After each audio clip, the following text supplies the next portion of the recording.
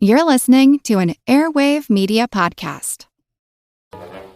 Sick of those trivia podcasts that you don't even understand how to operate and they just have too many levers and buttons? There's got to be a better way. Now there is, with Good Job Brain, an offbeat quiz show and trivia podcast that makes learning new things easy and fun. I just learned that artificial vanilla flavoring sometimes comes from the anal glands of a beaver, and now I can never shake that mental image. Thanks, Good Job Brain. Good Job Brain is available for the low price of just 4 easy payments of free. It's a podcast.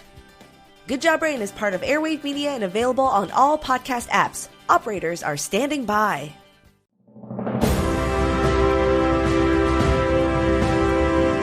Hold your ears, folks. It's showtime. People pay good money to see this movie. When they go out to a theater, they want cold sodas, hot popcorn, and no monsters in the projection booth. Everyone pretend podcasting isn't boring. Turn it off. Turn it off.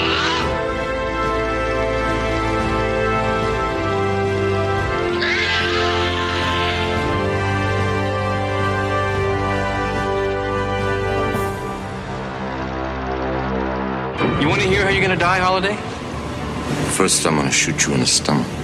And then I'm going to shatter both your shin bones with 2 more bullets. And when you're almost dead, I'm going to blow your brains out. I'm just going to shoot you once in the forehead and then go home. A life in crime can be crazy. Consider yourself back on the payroll. But with the head of the mob coming back... Vic is getting out. Vic is getting out. Vic's getting out. Things are really gonna get insane. Things out of the funny farm. Yeah! Welcome home, Vic. Can you join us for a round of Thorazine? It's funny. Send a thank you note to Jake Parker.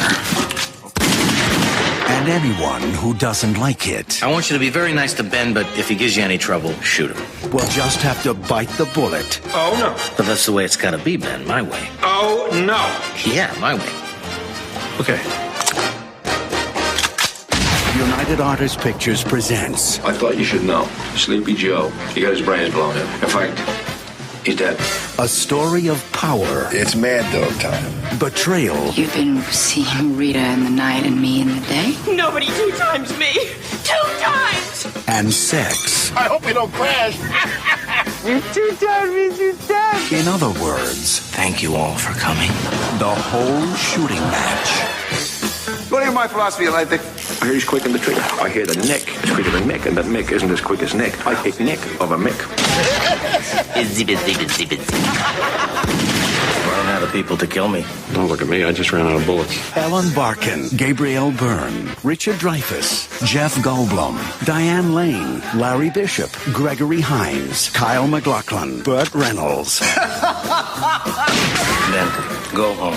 Pack your bags and leave town. Nobody tells me what to do. Ow! Ben, hop home, pack your bags, and leave town. Is that you talking, Vic? Or is it the medication? Ow! Ben, roll home, pack your bags, and leave town. Welcome to the projection booth. I'm your host, Mike White. Joining me is Mr. Bryan Connolly. Hello. Show me. Also joining us is Mr. Andras Jones. You want to know my philosophy of life?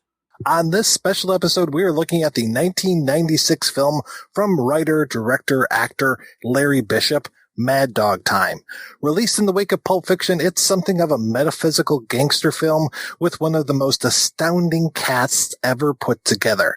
The film stars Gabriel Byrne as Brass Balls Ben London, the man who's been left in charge while his boss Vic, played by Richard Dreyfuss, has been sent to the funny farm.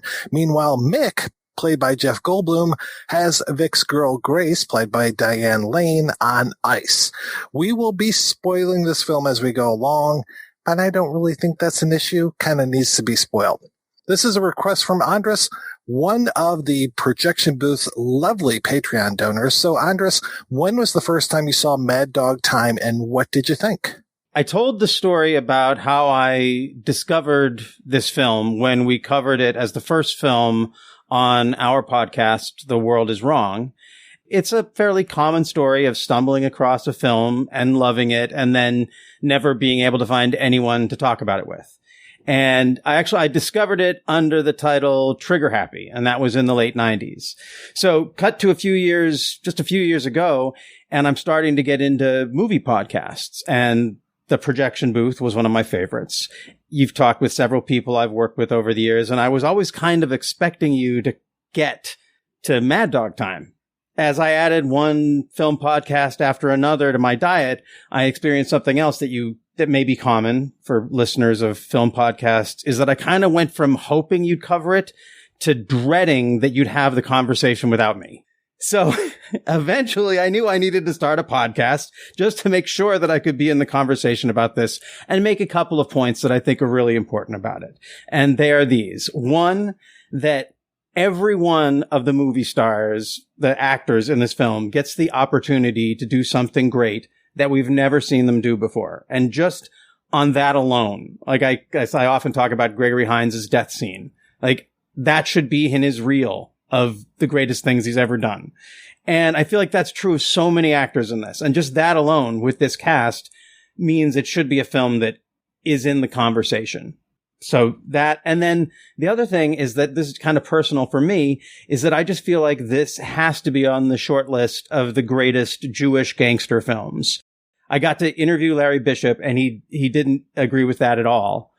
He didn't see it in that way at all. But that confirmed my hypothesis for me even more, because I just feel like it's just a genuine expression, and we can discuss that. So that's my general experience with this fabulous film. So, Bryan, did you experience this film before Andras, or did he take you, strap you down to a chair, like Marvin Nash in Reservoir Dogs, and just make you watch the film? I found it before I found Andras. I think I got it. There was a pawn shop in Olympia where we both lived, where I was looking for Jerry Lewis movies, because for some reason they always had an abundance of Jerry Lewis films on VHS.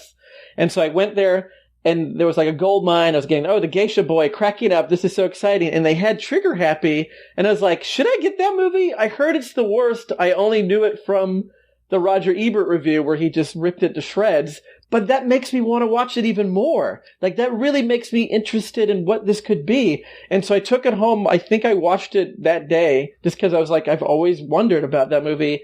Instantly loved it. Very much. And that was one of those movies where I had to strap a bunch of friends to chairs and be like, you need to watch this movie, or at least scenes from this movie. And there was a Christmas soon after where I made a tape, and I put some of my favorite death scenes from this movie on that tape and gave it to people for Christmas. Did you lose any friends over the film? Nobody agreed with me that it was good.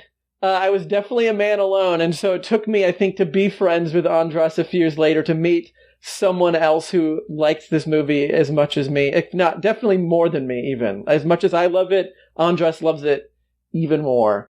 Full transparency, I had heard of the film, but I had never seen it until Andras actually said, you're going to watch this film. I'm going to send you a DVD copy of this in the mail. Tell me as soon as you've watched it. I will admit, the first time I watched this, I did not like it whatsoever. But then I spoke with Larry Bishop. I'm doing my due diligence. I'm doing my research. I did my interview. And as soon as he started to talk about it being more in that kind of, more kind of like a Brechtian type of thing, very, very, Waiting for Godot kind of stuff. And I'm just like, okay, this isn't a gangster film. This is a distillation of a gangster film. And I think that it's it's lucky and it's unfortunate at the same time that this came out in the wake of a lot of Pulp Fiction clones. And so this kind of just got lumped in with these. And it was one of these, like, this movie's too clever for its own britches. Get this the fuck out of here. And yeah, there's that infamous Roger Ebert review where he just tears it to shreds. And then when I watched it again, I was just like, okay, yeah, I think I get it now. I think I understand the appeal of this movie. I don't think I love it as much as you guys do, but I definitely can see the appeal. There are certain things, like even rewatching it, even the second time through, there were things that I never picked up on until I was listening to your guys' podcast on it. And I was like, oh, Rita and Grace are sisters? Never dawned on me that they were sisters. And the way that the characters are introduced, because they keep talking, it reminds me a little bit of Othello, like the way that they keep talking about Othello all the time, and Othello takes a while before he gets on stage. It's very much like that with Vic, and then it's very much like that with Grace as well. And when they talk about Grace at the beginning of the film, and like, hey, Vic's coming back, he's coming down from the funny farm again, blah, blah, blah, Grace, and we're, hey, Jeff Goldblum, you're sitting on Grace, and she's kind of your Grace in the hole. I love the wordplay in this film. And then they cut to Ellen Barkin, and I'm just like, oh, okay, it's Grace. And it took me, even the second time, I'm just like, wait, that's not Grace? So I felt so stupid watching. This movie is smarter than I am, and I don't like to admit that sometimes. Larry Bishop is a smart guy. Like, he's like, oh, you know Schopenhauer? Like, how many times do you talk to a screenwriter and they drop some Schopenhauer on you? I mean, he put a lot of philosophy into this. The cast has got to get you. Everyone, like when you're watching those gunfights and the different gunfighters who come in, like we could talk about how those gunfights are staged behind those big wooden desks, which I just think is great. But to me, one of the first things about this movie when you first watch it, it's just sort of like, oh, here comes someone else, and here's someone else, and and he's in it, and she's in it, and Paul Anka, what the fuck? Like, it's just, it never stops. The film doesn't, and then Burt Reynolds is here too, and then Richard Pryor, and it just, they just keep turning over cards. And just like, there's something about that I don't know many, I guess there are other movies that kind of do that, but the weird star power in this is, I think, what the first hook. That, and also Jeff Goldblum and Gabriel Byrne, I think particularly the two of them playing the kind of characters that we really don't ever get to see them play. With Gabriel Byrne, this was like, for me, his Fish Called Wanda with Kevin Kline, where you're like, holy shit, Gabriel Byrne can be really, really funny. Nobody ever lets him do that. He's brooded through his whole career. And who knew that inside of him there was just this clown? I always thought that Gabriel Byrne should have been way bigger than he was. It's like when The Usual Suspects came out, like he was the name. It was like, oh yeah, I've seen this guy plenty of times. And it's like, okay, I don't know who this Benicio del Toro guy is. Oh, there's another Baldwin brother. Who's this guy who's telling this story to the cops? I don't even know who this cat is. And it's just, for me, it was all Gabriel Byrne. And he was just like the guy. And then it's like, he still shows up in things, but whatever happened to Gabriel Byrne kind of thing? It's like he should have been the star. Like now it's like we talk about, even with this film, it's like you talk about the stars that are in it. And it's like, I forget that he's in it, even though he's so great in it. But it's just like, he's not that same level as like a Goldblum or Dreyfuss or some of these other guys where you're just like, oh yeah, they're in it. This is amazing. And it's almost like, and Gabriel Byrne. And I feel bad because he is terrific. And I just wish that he had climbed to more stellar heights because he's got the chops to do basically whatever he wants. What would you say? Like the high point for him is Miller's Crossing, probably? Probably, yeah. I mean, it's definitely not that possession film with Patricia Arquette, I mean, Stigmata. Yeah. Stigmata. Thank you. He's now in War of the Worlds. He does a lot of TV. War of the Worlds. He's like did the Vikings or something like that. Was it the Vikings? I don't know which one. And then he was in Treatment. I guess he figured out, hey, that's the place to work. But even like in Hereditary, which was a big deal movie, he was sort of the last person people talked about. They talked about all the other people over, even though he's one of the main people in that movie. I forgot he was even in that until you said it, which, shame on me kind of thing. But I mean, well, Toni Collette just kind of owned that movie, and then that creepy fucking little girl. Did you see Death of a Ladies' Man that came out last year? No. Great film. Gabriel Byrne stars as, I think he's a college professor who has a brain tumor, and it manifests as his life turning into musical numbers with Leonard Cohen songs. So it's all based on Leonard Cohen music, and it's pretty weird and great. I think it might be the closest thing to his performance in Mad Dog Time in terms of a sense of him being kind of getting to be playful inside of it. I love that this movie begins with this voiceover and this kind of like, we're in space and and this is the story of Vic and Vic's world, and we're traveling through the cosmos. Vic's world is very similar to our world, but it's an alternate dimension. So it's almost like you can say anything that happens in this movie. Sorry, Roger Ebert, but everything that happens in this film is taking place in another dimension. So it can be as weird, as crazy, as non-realistic as you possibly want to get, because this isn't the real world, baby. And I love that they have that caveat right there at the beginning to be like, that's it. Yeah, we're going to do whatever the fuck we want. We're in a world where we have gangsters that have shootouts behind desks. We're in a world where there's basically nightclubs. I mean, do we see the sun at all in this movie? I don't think we do. There is no sun. And the only time they're outside are just like these buildings are just around everyone and they're in the shade, like you don't really, and when they're driving, it's all in the car and you never get really shots of the cars driving around. It's a very, kind of cramped movie in a way. Listening to that interview that you did with Larry Bishop, when he's talking about how they're shooting in an alley and there are all these rats and Ellen Barkin doesn't want to deal with these rats. I'm just like, that was a real alley. It all feels very soundstagey to me in a good way. It's kind of that one from the heart artificial world type of thing. At the very end, there's this point where Jeff Goldblum kicks a can. And I believe that he really kicks that can, but it looks like it's an effect. Like there's a string on it that pulls it up towards the camera. And maybe there is, but it's like, it gives it these real places, I guess, this weird sense. The whole film has this weird sense of artifice. Kyle MacLachlan's Lair. I was watching it again last night and I laugh every time I see this is just a big, like their use of rugs in this film is great because they use rugs and desks to turn just these big warehouse spaces into what seem like real places. And then his lair also has a little jet in it and this red sports car and they're eating sushi. It's just all this like weird thing. Like, let's make him as classy as we can possibly make him. And like in Kyle MacLachlan's Lair, it's like all those couches are kind of in the middle of, I'm guessing, an airplane hangar, but then you can't really use it because they have to move the couches every time he wants to use his airplane. And then in the basement of this Vic's place, it looks like a big hotel nightclub, really they're not going to use that basement for anything other than 2 desks and a rug in the middle of this big, you're going to need some storage for a building that size.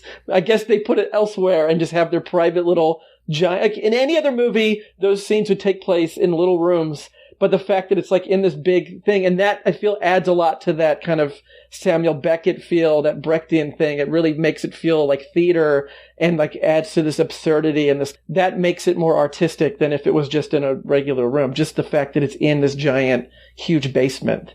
Well, the framing of those desks is really nice too. The way that they're on either side of the screen when we see them, and that we have these guys facing off, and it's like a showdown. It's like a Leone film, but that they're sitting behind these desks, which also kind of says like the character from Once Upon a Time in the West, who is really taking over the mythos of the West by building the railroad, and he does more damage with a fountain pen than most people do with guns. And it's very much like, we're not going to pretend that we use fountain pens. We will use guns and we'll have these elaborate shootouts here, but always behind the desks, which I was just like, well, that's kind of a nice way of doing it. And there's just something about the difference of the hand movement of picking up a gun off of a desk as opposed to pulling it out of your holster. Or there's just something that's really cool about that. It also feels like poker scenes in movies, because they're sitting down at desks, they're dressed, they're giving each other a lot of attitude, but it's all faces and hands and those kind of Vegas-y kind of movements. And that's the other thing, you know, you talked with Larry as well. Larry, my buddy Larry, with Larry Bishop as well, because he grew up inside of the Rat Pack. I just feel like that's what all of this steeps in. Like when he's talking about Vic's world, he's talking about, like, I feel like the film is talking about that era of, like, can you imagine being a kid and growing up with Dean Martin as like your just fun guy who was at barbecues with you? Yeah, your dad's pal going to pick up wiffle balls off of the roof with Henry Silva. There's just something, I feel like that's also part of the very organic feel of this movie that makes it anything but like a Tarantino clone. It might have rode in on that wave, but it feels so organic to particularly this one guy's very odd experience of that time, like a child's eye view of the Rat Pack. And that you kind of have that feeling throughout this whole film. Not like it's Shane and you're seeing it through the child's eye view. He's now grown up and delivered this to us. But that's one of the things that once Larry delivered that piece of information, it just opened up the whole film on this other level. It's almost like this movie needs an introduction by Larry to be like, hey, just so you know what you're about to see. But yeah, I mean, what helps too is the soundtrack, where it's like, you know, if you're not hearing Frank or Dino singing, you're hearing instrumental versions of it, or you're hearing Paul Anka doing, you know, My Way, which essentially was Frank's song until Elvis took it over, and then Sid Vicious, right? That music really helps cement that as well. The idea of this taking place in a nightclub. I mean, I can imagine that a kid like Larry must have spent a lot of time on the casino floor, even though you're not allowed as a child, but I'm sure, you know, whatever Frank wants, Frank gets kind of thing. Or Joey, who knows how much power Joey Bishop had in the Rat Pack. But yeah, it is fascinating that way. And the more I think about it, the more, you know, we have talked about Brecht and Beckett, and the more, you know, I mentioned, Othello, I keep thinking more of Shakespeare stuff. And I'm thinking of like, you know, this is almost like, cause, you know, Hamlet loses his mind basically, or he pretends to lose his mind. And this is almost like Hamlet coming back from the loony bin, you know, and it's just like, okay, well, what state is Denmark in now that I'm back, you know, and what kind of foolishness has my uncle gotten up to? My uncle Brass Balls Ben, sorry. Oh, what a set of balls had I. Those type of lines, I was just like, yeah, this kind of reminds, you know, and you've got all of the subterfuge, and you've got the way that Kyle MacLachlan is trying to manipulate the situation.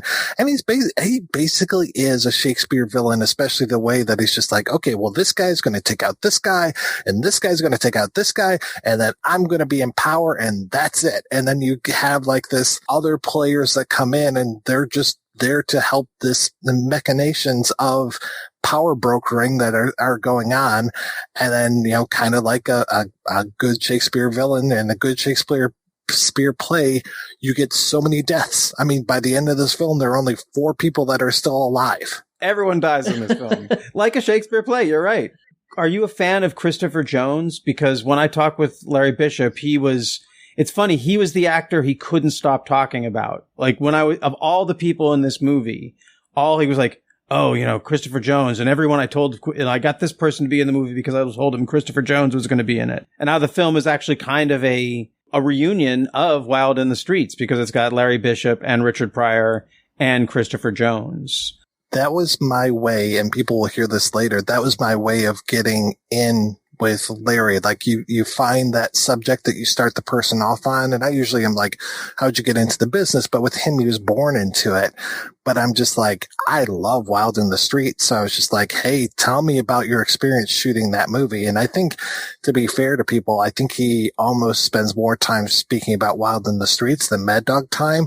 But I was eating it up with a spoon. I was just like, I love Wild in the Streets. So this was great. Tell me more stories about Shelley Winters, you know? Yes. So you are familiar with Christopher Jones.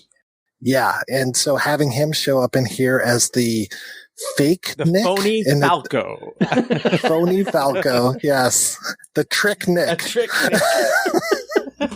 That was great to see him show up in this. And then when Richard Pryor showed up on screen, I was like, really? You got Richard Pryor to be in this? That was great. And this is, like he was in Lost Highway the next year. I think 97 was Lost Highway, but he looks so much better in this than he did in Lost Highway. His health must have just declined so quickly. And I know he's only on screen for like 20 seconds in Mad Dog Time, but still, he seems lucid. He looks healthy, and it was just so great to see him. That part feels like there was a scene and they made it into a dream sequence type in a way. Like, I feel like that whole part where you see Larry Bishop as the mortician and then Richard Pryor, and the way it's all kind of like, Joey Bishop, and like the way it kind of is fading in and out, and like the way it feels kind of dreamy, feels like there was like a longer scene there. And they kind of condensed it, I don't know, for time or because he thought it was more interesting.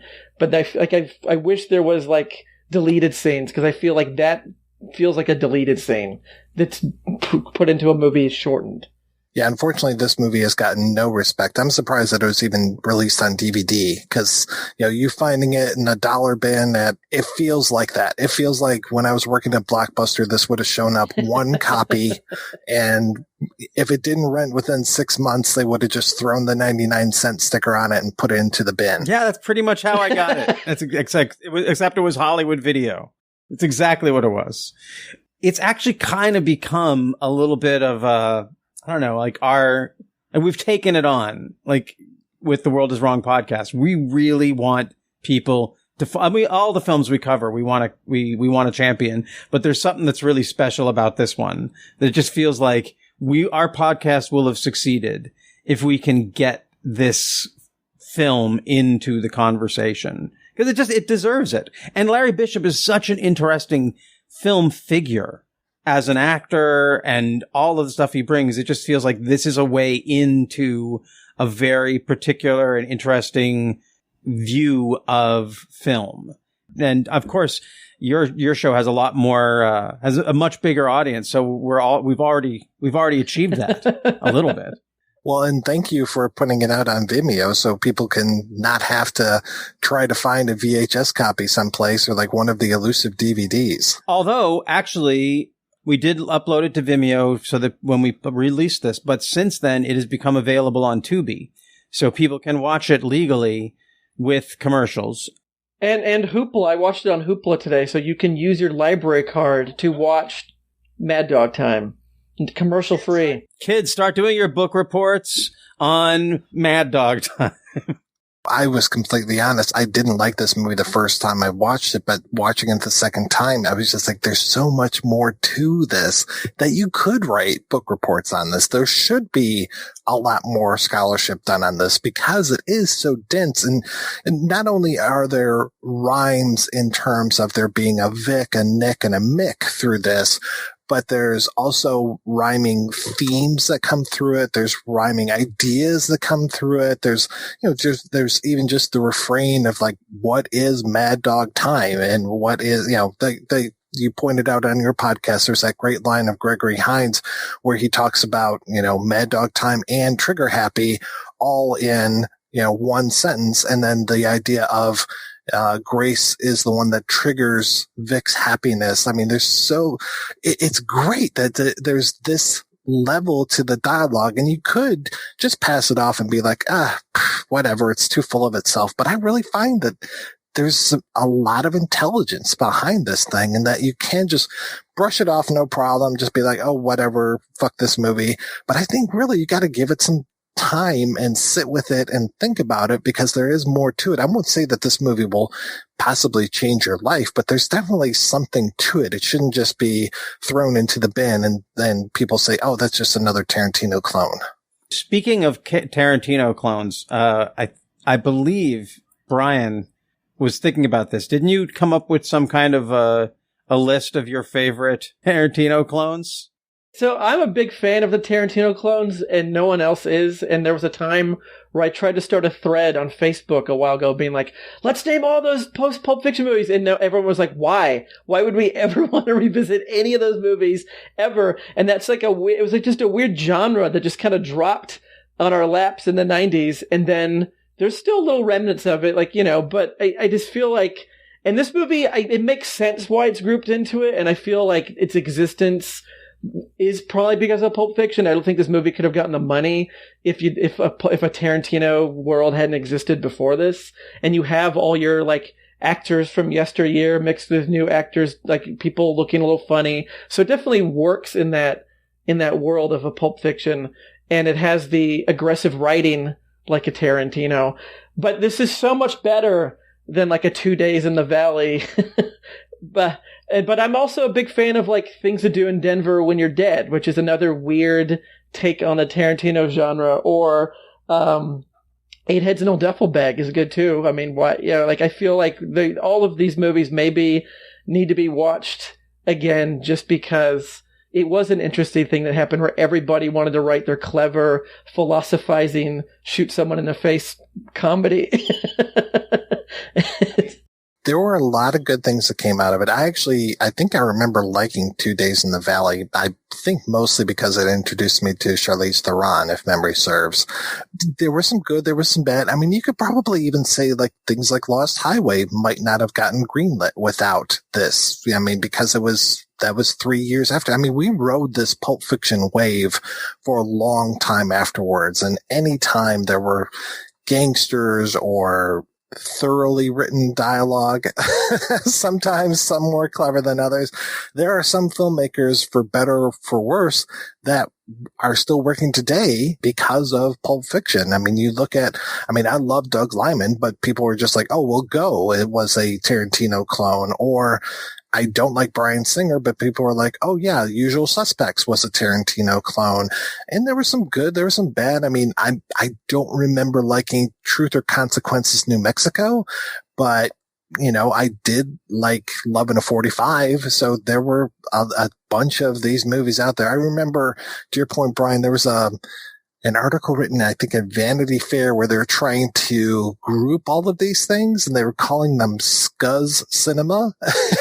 And I was like, well, I don't know if that necessarily works or not. And they gave a pretty good list of some of these post-Pulp Fiction films, and some of them were great, and others I'm just like, oh man, if I never have to think about that film again, like Destiny turns on the radio, I'll be okay with that. Thanks. Does Nurse Betty count? I think that's totally. I mean, if you really look at it, you could even count like Bottle Rocket or Hard Eight. Like you could even say Paul Thomas Anderson started in that post-Pulp Fiction Tarantino-y sort of world in a way of like Hitman and like you have Samuel Jackson movie, or it's like about a heist gone wrong, or everyone's talking about pop culture in a little bit of a way, or talking about what they're eating, and it's just like this whole. I mean, it does. I think the 90s was just into that. Like Seinfeld is also the same way, but without the murder, where it's just people talking about what they're eating and pop culture. So like there was just something going on. I don't know if it was just all of culture kind of died in the 90s and exploded is almost what it feels like, and all the pieces kind of fell down. Wow, Larry David and Quentin Tarantino. I hadn't really put those together, but that's kind of perfect.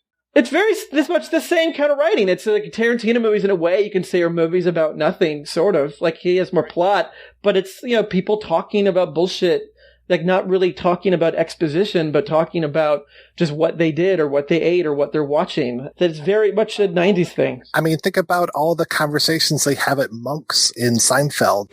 Why don't they have salsa on the table? What do you need salsa for? Salsa is now the #1 condiment in America.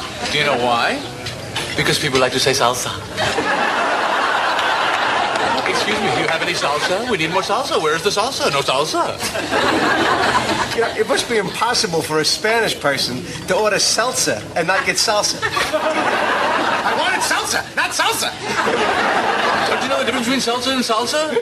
You have the salsa after the salsa. See, this should be the show. This is the show. What? Yes, just talking.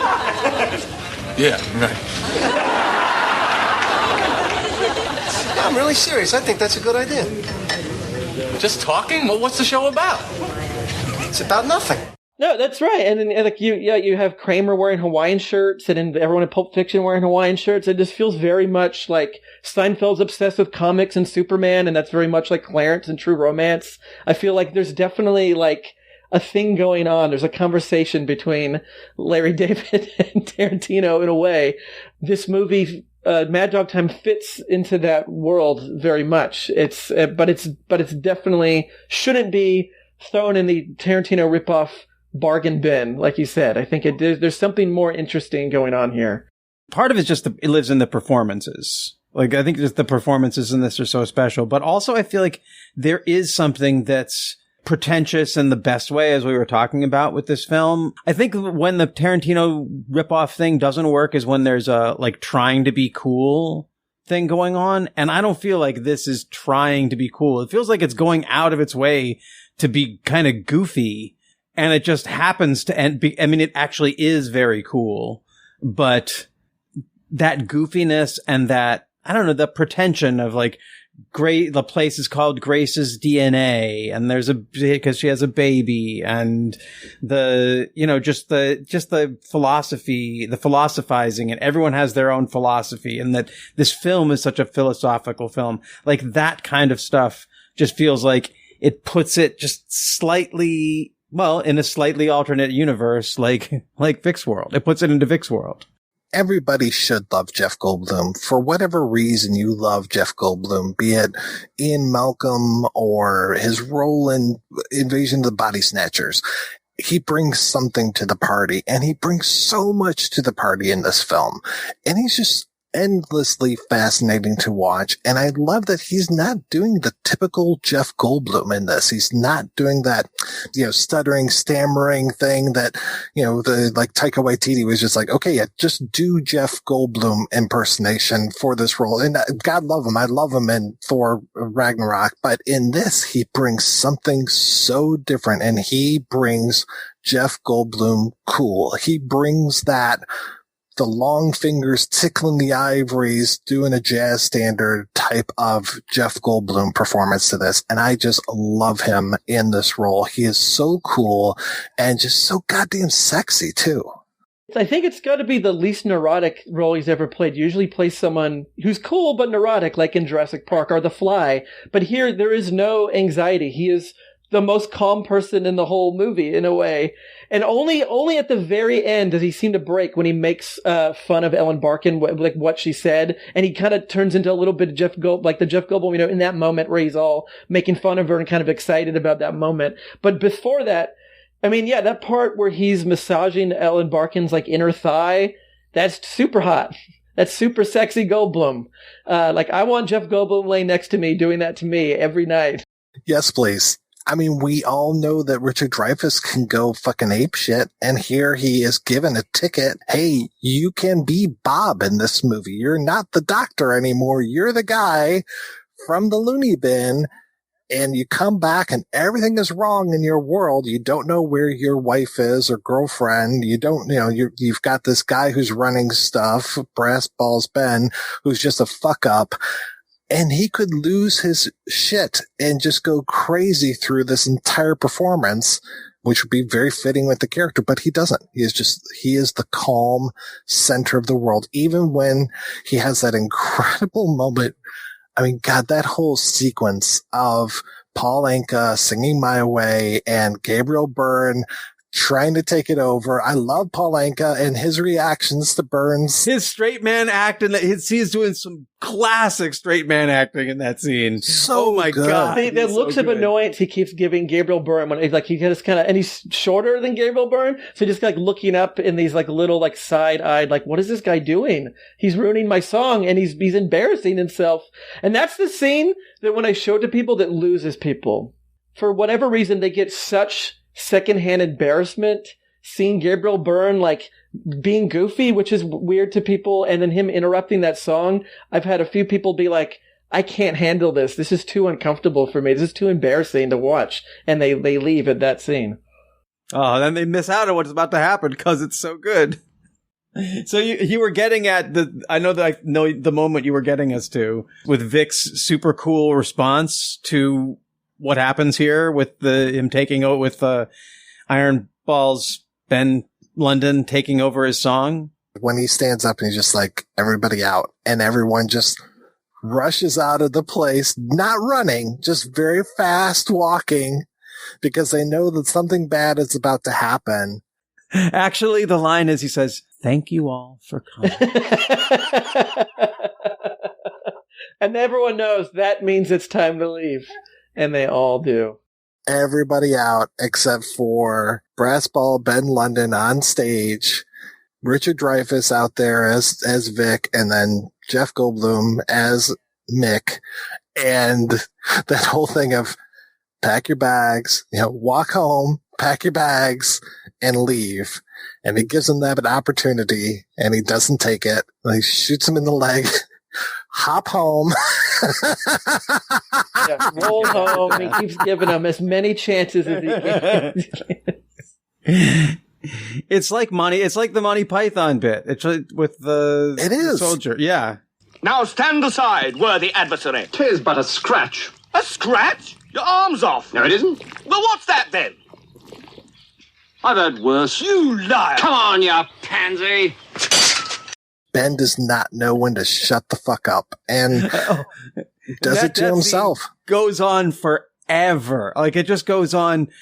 It's one of those things where it's like the joke, like, it goes on too long and you're like, okay, well, this is bad. And then it goes on even longer, and then you're like, oh, this is interesting. And then it goes on even longer, and you're, oh, this is genius. I love this. They don't care. This guy is just gonna milk this moment, and just you gotta be along for the ride. Dreyfuss, like I said, he could flip out, but he's the calm center of the universe at that point, and he never loses his shit, even when he's about to shoot himself right in the head. He's just like, nope. Well, he's so doing Sinatra. That's the thing. So Larry Bishop said that character is supposed to be Sinatra, and I watched it this last rewatch. And his haircut, Dreyfuss's haircut, is such a Sinatra haircut. And then when you see him just sort of standing very cool, and he's doing Sinatra, which is not what you expect from Dreyfuss, which is kind of what I was getting into about like it being why it's so great as a Jewish gangster film, because it's very rare. When there's the Jewish gangster, maybe it's like a Meyer Lansky kind of thing. It's all about the money. And you just never get to see the cool, sexy gunfighter boss characters being played by Jewish actors. It's always usually Italians, or it's everyone. It could be a lot of different things, but these two guys playing these roles. And that's something I didn't even realize. I'm Jewish. It's something I didn't realize watching the film until really thinking about doing a podcast about it, that this was something that was unique and probably one of the things that spoke to me so much about it. Again, like seeing Jeff Goldblum usually plays a kind of a stereotypy kind of Jewish character. And in this, he's playing, I guess he's kind of playing Dean Martin. Dreyfuss is kind of playing Sinatra. And I'm just so glad Larry Bishop made this movie and gave these two actors that to have in this pantheon of all this other great stuff they've done, because I love all their other work. But yeah, Dreyfuss both of them getting to play cool is as fun for me as getting to watch Gabriel Byrne play goofy. Give this guy some dialogue to chew. He's so good with it. As you said, Ellen Bark. I'm trying to think of the other actors that really are standouts. But like everybody has Angie Everhart. Yeah, but everybody has their moment in this movie, which is great. It's not just a cameo, just for the sake of cameo. Like every death scene that everybody has is a great death scene. It's not just you get shot and you fall down. Like from the very beginning, and like we said, we're going to spoil this movie because it's a movie full of everyone dying. Like the movie starts with Michael J. Pollard getting shot. That's how you start your movie, which is very interesting. And then and then it keeps going. And like Henry Silva's demise is brilliant. And just his whole character of Sleepy Joe. But then he has this crazy laugh, before his final moments. And like Burt Reynolds and like everybody. And it's such a great, and even like the non-death scenes, but like Rob Reiner's in the movie for like a minute. But he's great. Just to give you his philosophy of life. Everyone has to give you their philosophy of life in this movie. And it doesn't feel like stunt casting. It really feels like these are, Larry Bishop's longtime Hollywood friends and just people he respects, like Billy Idol, I guess, or people that he wants to put in this movie.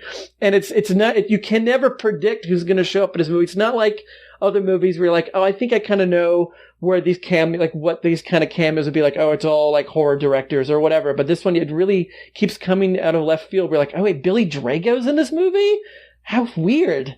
It's quite the cornucopia of character actors and they all did it because he got Christopher Jones. That's the crazy thing. That was the reason.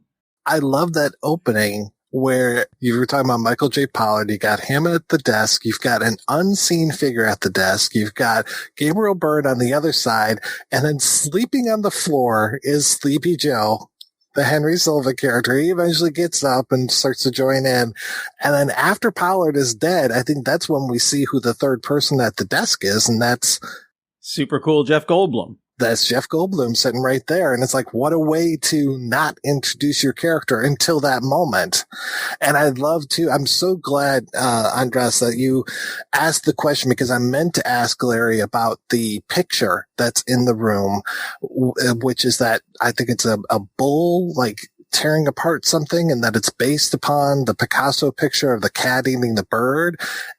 Because looking at the picture, I was just like, well, that looks like Picasso, but I know that it's not. So I was just trying to figure out who did it so that it's not, I thought that it was an existing piece of art. So I was glad that you kind of got to the bottom of that and that they actually made it for the film. It's a really troubling image for just a painting.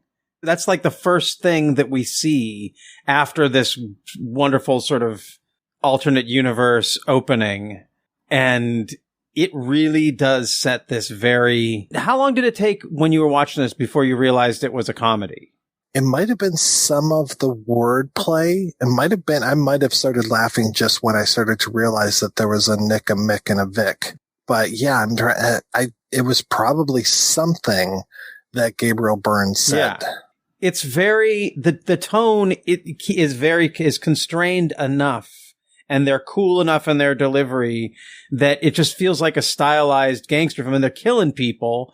And so you're sort of scared for your heroes a little bit. You're scared, like, you kill someone in the first bit, you kill Michael J. Pollard in the beginning of the movie. You're wondering who's the next person this guy is going to kill.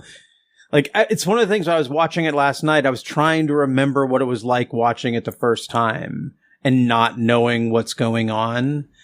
I remember there was I think it had to have been Gabriel Byrne that got me laughing. It had to have been at least that by the time of his death. That's just too funny. It might have been Billy Idol. Oh, yeah. Bryan, you brought up Billy Idol, that whole thing. And I think his only dialogue is fuck you the entire time. It's so silly. And then that's the first time, I think, when you realize that this movie is a truly no-rules movie. Like, even though it starts with them saying it's another universe, you kind of settle in quickly of like, oh, this is a gangster movie. Maybe it's the 40s or the 50s. And then Billy Idol shows up with a very 90s look, like very 90s-looking Billy Idol. And you're like, okay, wait, so I guess this isn't just like a gangster movie world. This is like this is something else. And like Kyle MacLachlan is not the normal sort of gangster villain. He's kind of nerdy. The way he looks in this movie, he looks like a reject from the show Friends. He kind of has like a Friends look, the way it's spiky. His hair is spiked in this 90s way. And this movie just kind of doesn't want to peg itself as just being like an homage to gangster films. It's going to throw a Billy Idol at you or Gregory Hines or just like a bunch of just very strange. Because it could have very easily been a movie of just like, I want to make an homage to the Rat Pack. It's the 50s. It's Scorsese-like. We're going to have all my dad's old friends in there. The end. And that could have very easily been this movie. But the fact that once Billy Idol shows up and then Richard Dreyfuss, which is also very strange in a movie like this, you're like, this is a no-rules movie that does its own thing. And am I correct in that the only actual tie to the real world in this movie, other than the music, is that everyone's eating a Tic Tac and they refer to it as Tic Tacs? Is that the only product placement in the whole movie? And I think there's a scene later where you see Ellen Barkin kind of taking a Tic Tac out of her purse, and like everyone's just having Tic Tacs. I don't know if this because it rhymes with everyone's name, and he thought that was funny to throw Tic Tac in with a Vic and a Mick and a Nick, but that's weird. It's white Tic Tacs, and they talk about it. He died of cirrhosis halitosis. And the Tic Tac is the fake medicine that Kyle MacLachlan is taking for his vagina. Angina. Right. How's your vagina?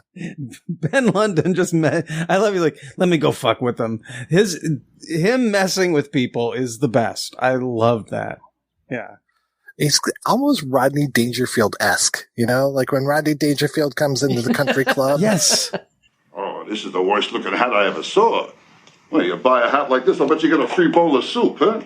Oh, it looks good on you, though. I guess because of Gabriel Byrne being tied to Miller's Crossing in my mind, it does fit him being this gangster, but God, yeah, it is 180 degrees from that cool, collected gangster that he's playing in Miller's Crossing.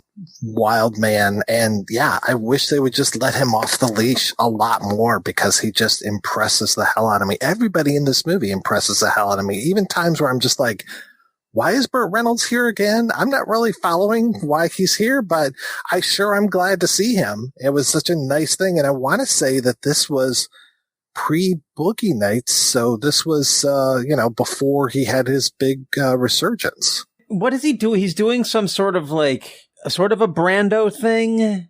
Like with his face, he's doing some wonderful mugging in this. He is having a lot of fun. Getting to just with fake teeth, and this just sort of like, I've seen Burt Reynolds in a lot of things. I've seen him be funny and goofy. I've never seen him do what he's doing in this movie. It's like, I love Burt Reynolds, so another flavor of that should be seen by people. Yeah, it's just it's a crazy thing for me about the, like, I know I sound a little bit, I've been carrying this on my back for 2.5 decades. So I don't want to. I feel like I'm selling to. I keep trying to sell it to you, but you're bought in. You're totally bought in on this film. Yeah, I think I am. I don't know if I will ever achieve the heights of love that you have. You're a busy man. You give your attention to so many films. I don't think you can afford to fall in love with one. It does mean a lot, though, when you have that film to champion. You know, I've got my Black Shampoo. Other people have their movies. And it's just like, you want more people to see this stuff. So, yeah, you're going to sing it from the rooftop. So I'm glad that you were just like, hey, I want to be on the show. I want to talk about this movie. Here's a copy of it. Come on, let's do this. And it's fun doing our World is Wrong podcast because, like, we basically have to think of those kind of movies every other week or every month of, like, what are the movies that everybody hates that we need to go on the rooftop and, so we've done, like, Nothing But Trouble. We've done these movies that everyone thinks is terrible and never gives a chance. And and I think that's why we started our show with Mad Dog Time, because we kind of consider it our mascot of, like, here's the not most hated maybe because a lot of people just don't even know about it, but the fact that it was hated by a very famous film critic and buried quickly, everybody wrote it off and forgot about it. So it's not even remembered as a really hated movie. It just was completely left in 1996. And so it's good to just kind of be hauling this on our back all the time and be like, hey, and here's Mad Dog Time, and here's a movie that you need to give a chance. Whether you like it or not, just give it a chance. It just reminds me of, like, when I was a kid and I didn't want to eat food that I heard was bad or looked bad, and my mom's like, try it, you'll like it, you may like it, just try it. And so that's what we ask for this movie, is like, it might not be as loved as we love it, but you have to give it a chance. It deserves your attention at least once. And if you like one of these, again, if you like one of these actors, like, or all of these actors, but, there's no one giving, I guess maybe Michael J, if you're a really big Michael J. Pollard fan, you might be a little bit bummed. Yeah. Oh boy, he's in this movie. But he's great. He's great in his one scene. All right, guys, let's go ahead and take a break, and we're going to play a pair of interviews. First up, you're going to hear from writer, director, star himself, Larry Bishop. And after that, we will hear from production designer Dina Lipton, and we'll be back with both of those right after these brief messages. Sick of those trivia podcasts that you don't even understand how to operate and they just have too many levers and buttons? There's got to be a better way. Now there is, with Good Job Brain, an offbeat quiz show and trivia podcast that makes learning new things easy and fun. I just learned that artificial vanilla flavoring sometimes comes from the anal glands of a beaver, and now I can never shake that mental image. Thanks, Good Job Brain. Good Job Brain is available for the low price of just 4 easy payments of free. It's a podcast.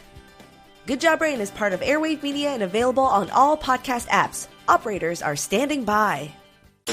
Tuning into Sci-Fi TV. Hey everybody, welcome back. I'm Brent Barrett. I'm Kevin Batchelder. I'm Wendy Hembrock. The Viewer's Guide to Genre Television. Welcome everyone to a special supernatural-focused bonus Hello everyone, show. and welcome to The Fae Files, a family of podcasts for the genre-loving television viewer. Welcome to Saturday B Movie Reel. Hi everyone, welcome to the study welcome group. to the top genre characters of all time countdown. And tonight we're going to be talking about Game of Thrones Season 3. Find us at tuningintoscifitv.com. Hi there, faithful Projection Booth listener, Chris Stashew here. If you're looking for even more deep dive film discussion, both old and new, on and off the cinematic beaten path, check out the Culture Cast. Every episode I'm joined by a different guest as we traverse the cinema landscape talking about not only our monthly theme, but also some of the year's biggest films. I'm even joined by the host of the Projection Booth, the one and only Mike White. So if you want to listen to even more conversations on film, head on over to culturecast.com or find it on all podcatchers, both Android and iOS.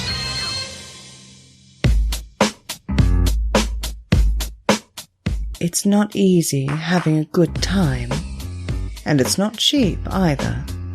Every week, the Projection Booth brings you a new show, possibly even 2, focusing on all genres of cinema. If you've sat through the 7-hour Conan episode, the 6-hour Star Wars episode, or even the hour-long Superb Man episode, you know that Mike and his co-host put forth a lot of work into researching the movies, tracking down the interview subjects, and putting together one of the best podcasts on the internet. Now I'm asking you if you can repay all that hard work by giving back to the Projection Booth. The show has a Patreon fundraiser at Patreon. That's patreon.com/Projection Booth. You can donate as little as $1 a month. That's $12 a year. At least 50 great shows and 2 terrible ones. That's the price of 2 matinee tickets. Now, isn't the Projection Booth worth it? Once again, that's patreon.com/Projection Booth. Donate today. It's the right thing to do.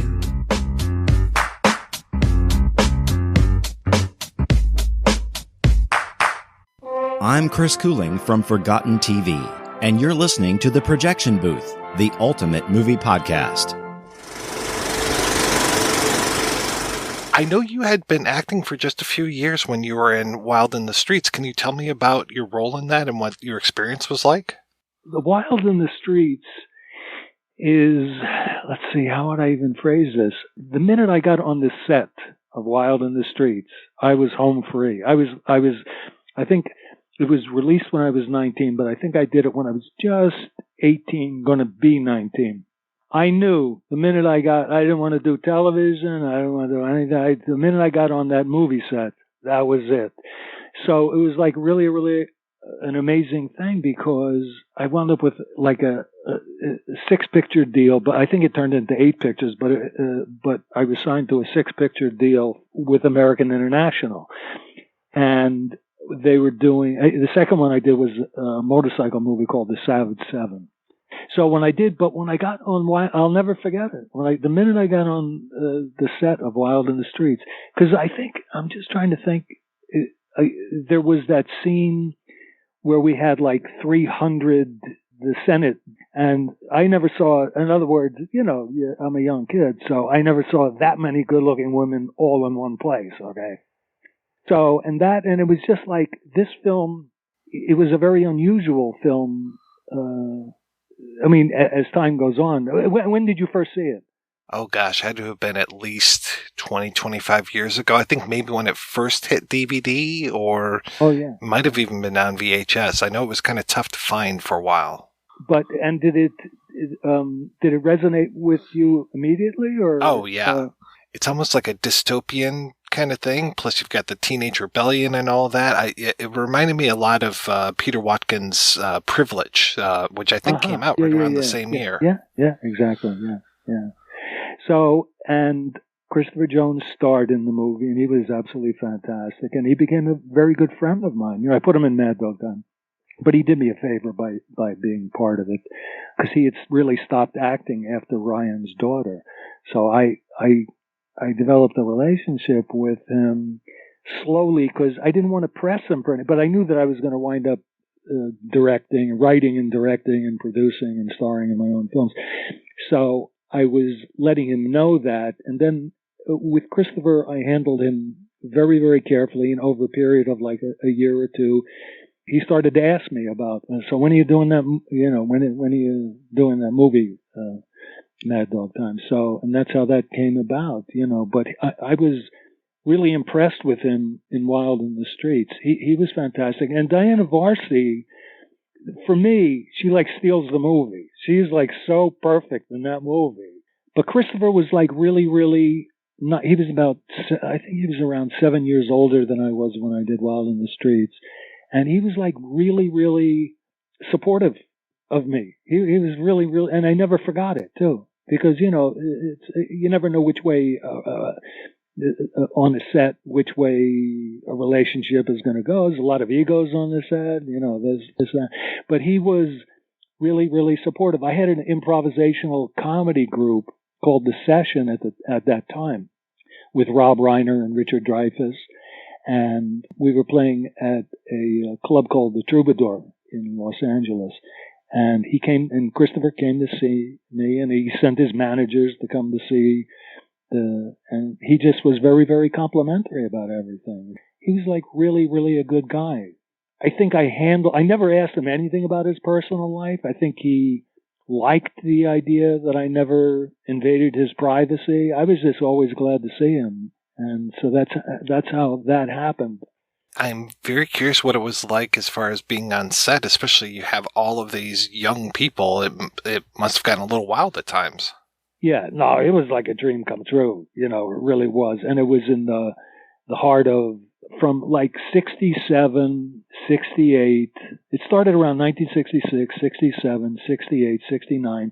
Sunset Boulevard was like just wall-to-wall women in miniskirts, So it was like, there is footage of where they, in Wild in the Streets, where they show how crazy things are going to get. But it was just an average night on the Sunset Strip, the footage that they used. It was just thousands of people on the Sunset, of kids, So it was like really, really interesting. It was a good time.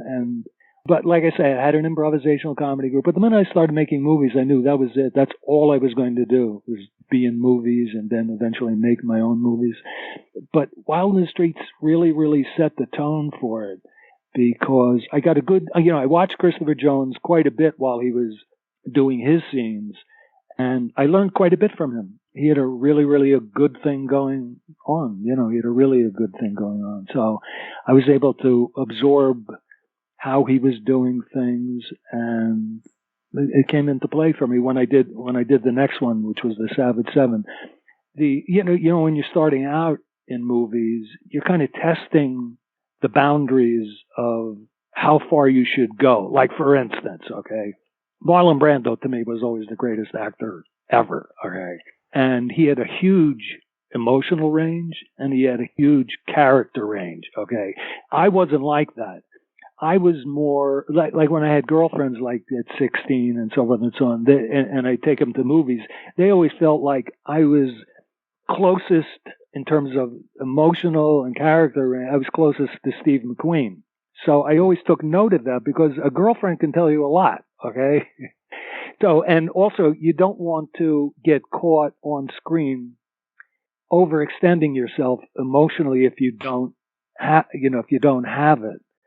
Like Brando used to say that if you show up on the set and you feel, you could give 100%, only give 70%. If you feel like you only got 70% showing up on the set, give 40%. And then he said, if you feel less than 40%, go home. go home.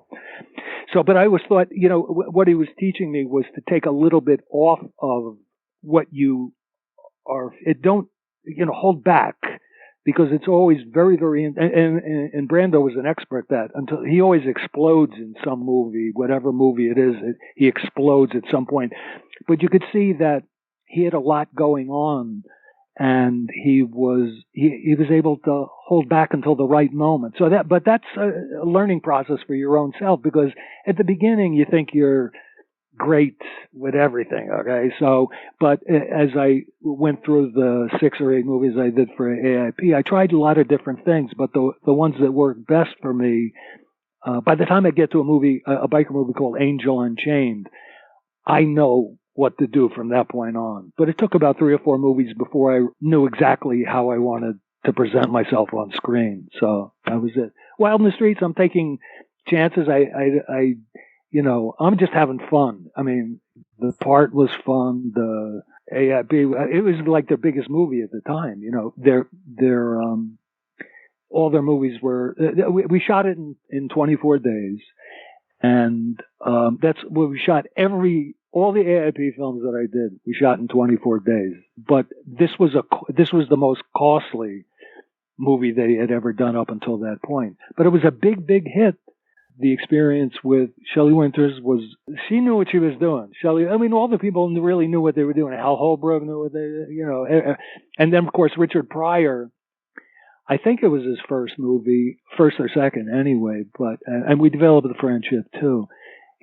So there was a scene where Shelley Winters comes to hear Christopher Jones and the rest of the band, play at an auditorium, okay? And so she's going to see Christopher Jones at the bottom of the stairs outside of where we're going to walk down. And all of us were walking down, okay?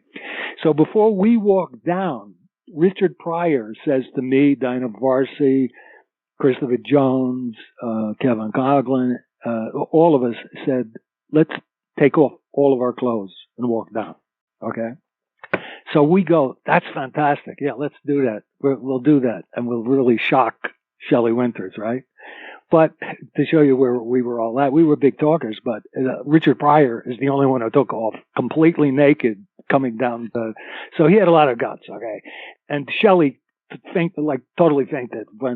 She couldn't believe that somebody would be doing that, but that was Richard Pryor.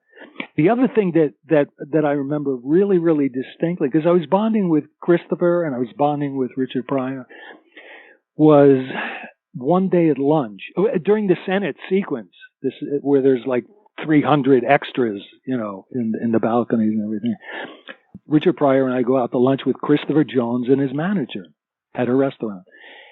So we're there for an hour. We're just waiting because we figure like nothing's going to happen until Christopher Jones gets back on set, right? So whenever he gets up to go, that's when we'll get up to go, right?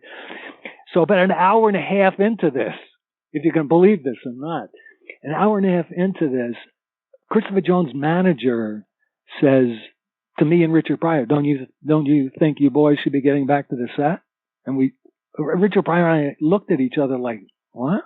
Like, what, why shouldn't Christopher was done for that day. They didn't need him for the rest of the day. So we were about 45 minutes past when you were supposed to be back, right? So Richard Pryor and I, and Barry, in other words, here was the thing. They had to stop shooting until we came back.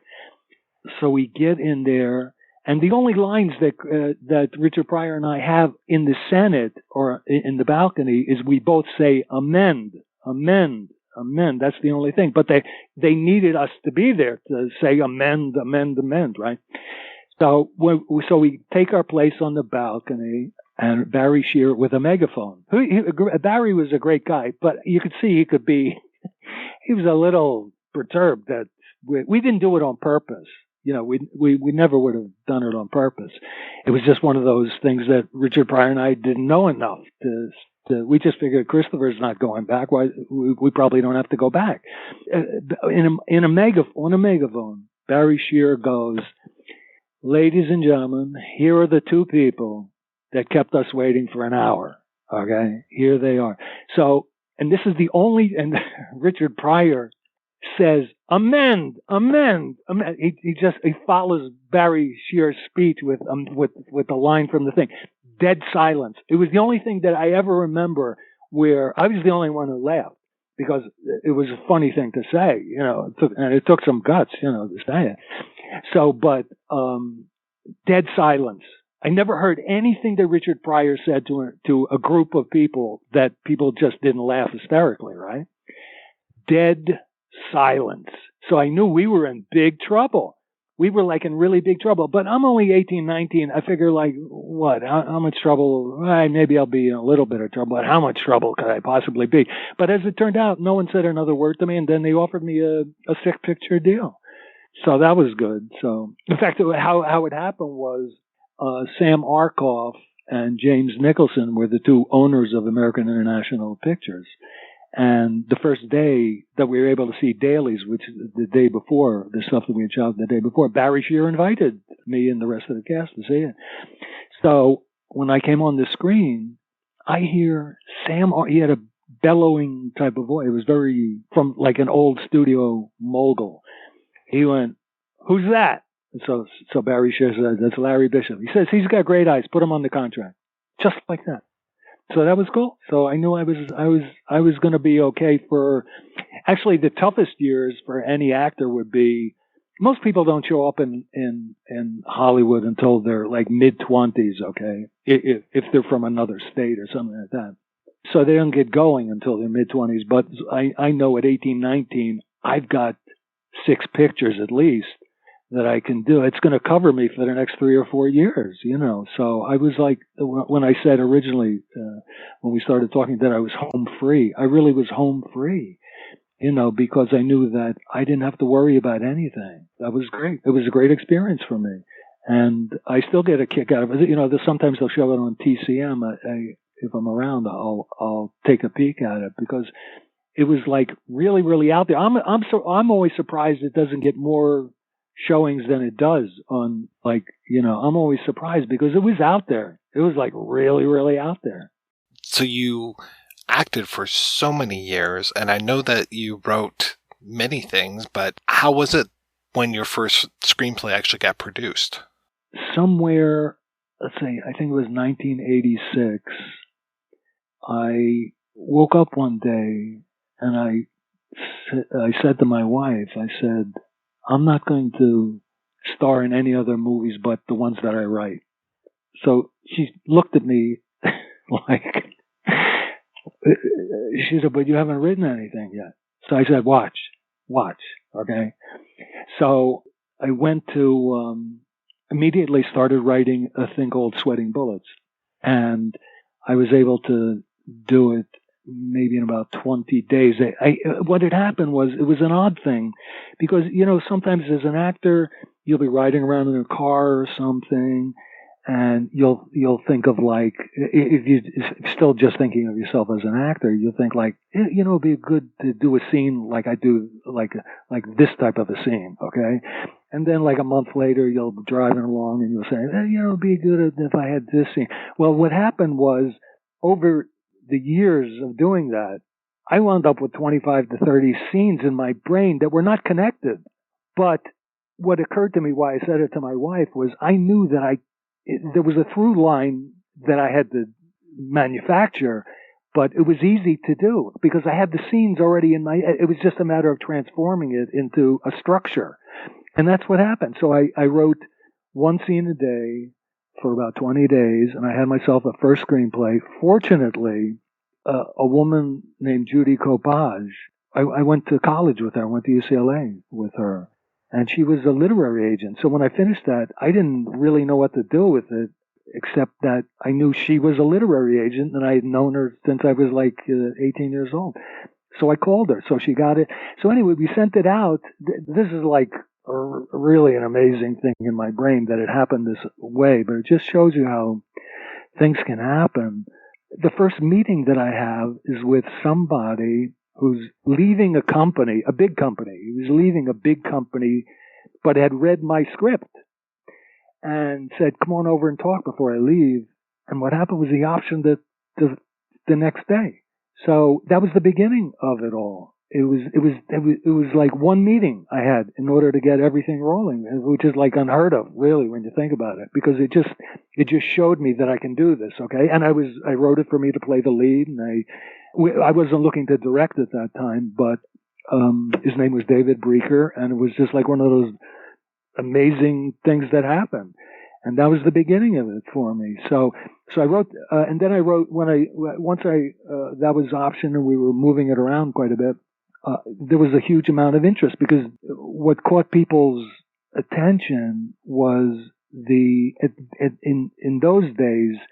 Now it's not that way because of Quentin Tarantino started writing movies that were very violent and funny. But I did this in 1986, okay, and it was very violent and very funny. Why did Quentin and I both feel the same things when we started writing?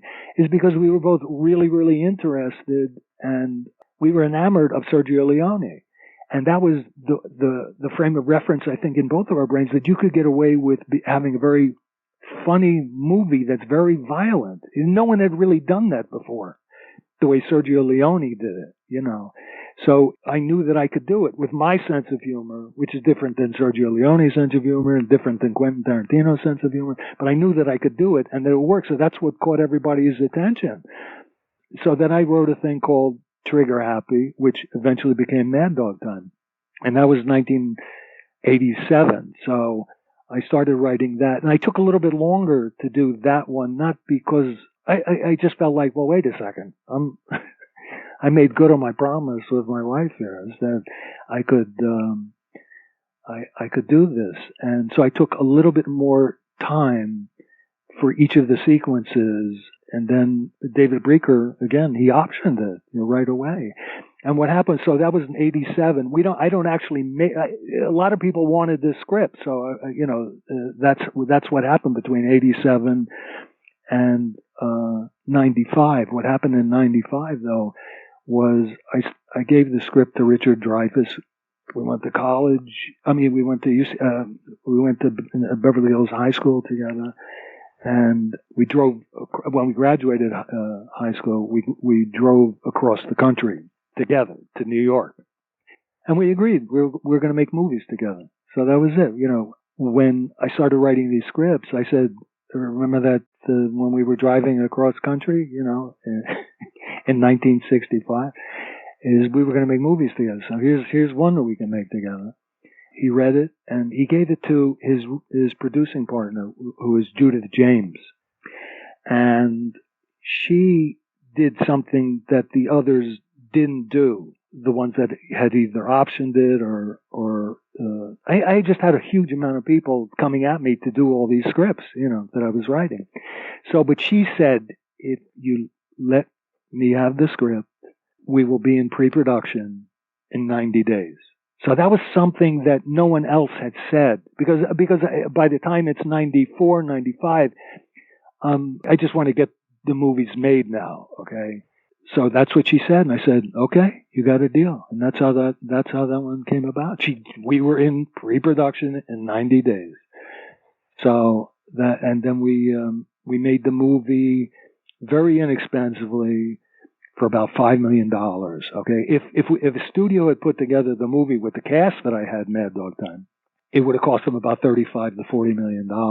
You know, but what happened was Richard Dreyfuss said to me, he said, "Look, I'll do it for points. Forget about my salary. The salary is we're gonna wind up making a $50 million movie here.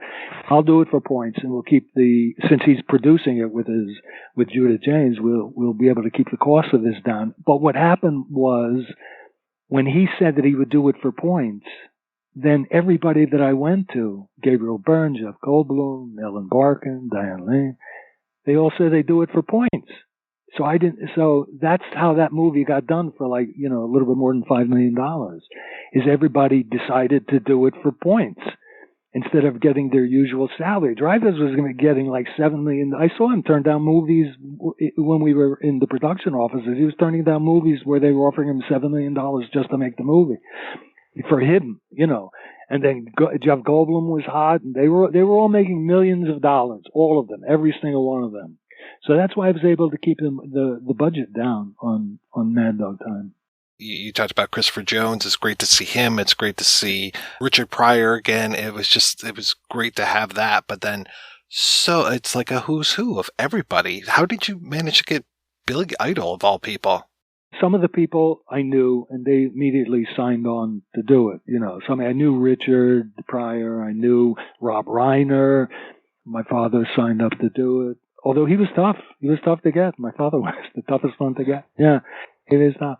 There was a thing that I wanted him to do along with Richard Pryor. I wanted the symbols of death, meaning Richard Pryor plays Jimmy the Gravedigger Reaper, and my father plays Mr. Gottlieb, who owns a mortuary. I wanted them to be the two that are known as comedians, who aren't going to say anything funny in the movie. It's just...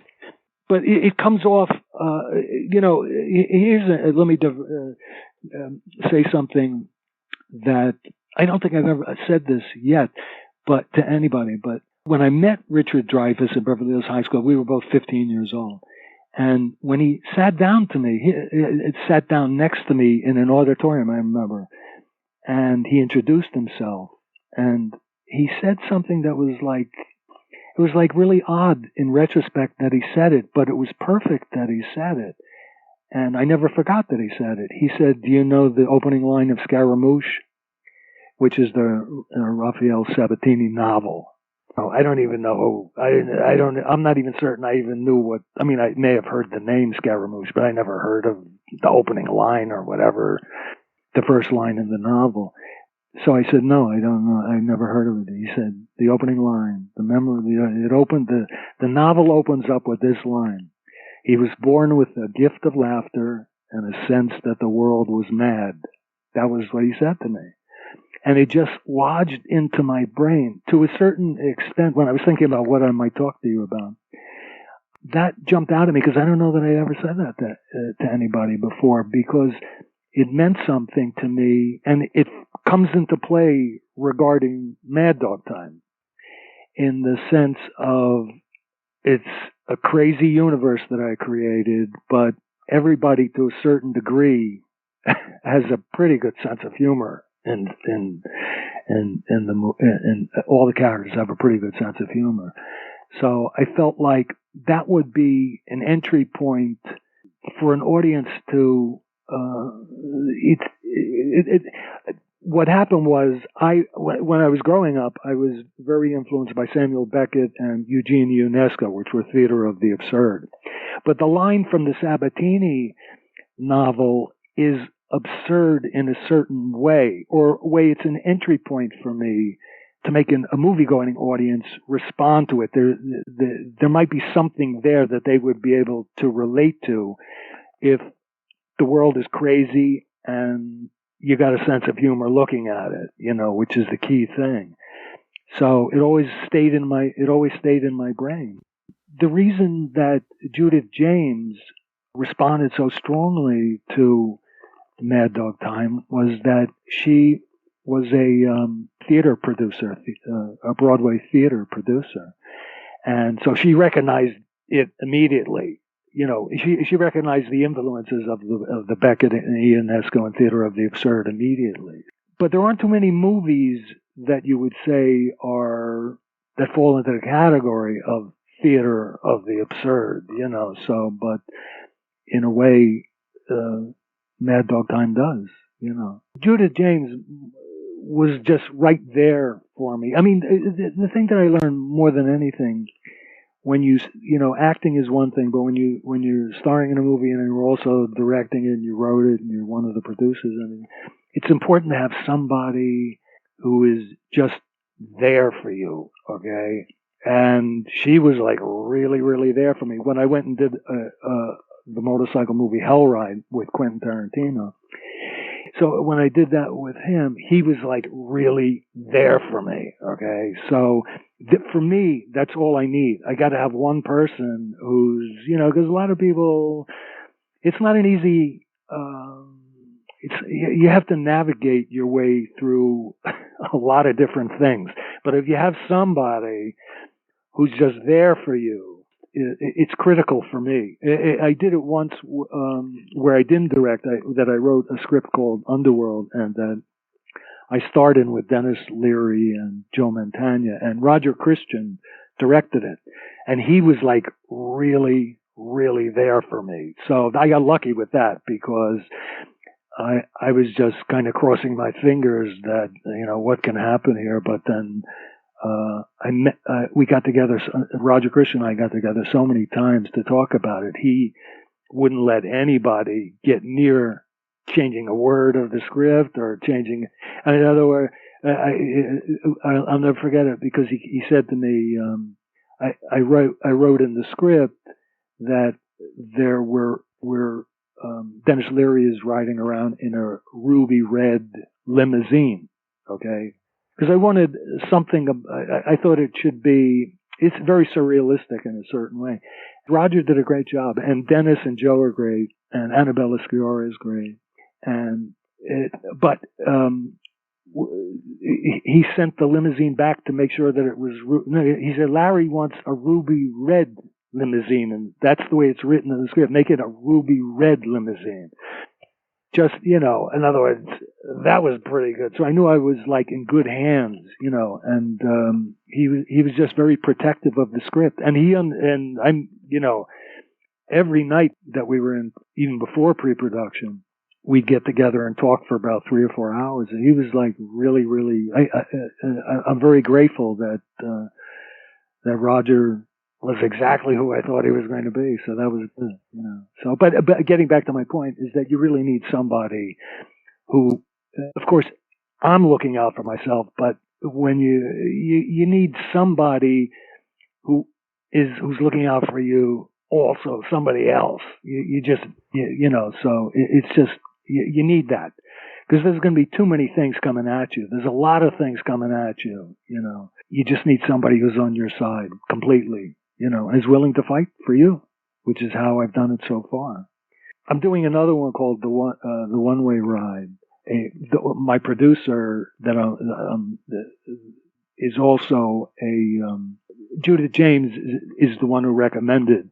His name is Kyle Bowie, and they've worked together. So, I know I got the same situation with Kyle. So, but it's like really, really, it's just really, really critical to my being able to function as a director, as an actor, and keeping in my brain that everything that everybody's saying is something that I wrote. I just want to protect it, But you need somebody like that. That's it. That would be my only advice, really, to anybody who's just starting out, is you got to make sure that you got somebody who's like working with you in a way that there's all kinds of ways of testing that, but that would be too lengthy of a conversation. Maybe we'll do it one day, but but it's critical. It's critical. You need it. Thank you so much for your time. This was a real pleasure talking with you. All right, Mike. Take care.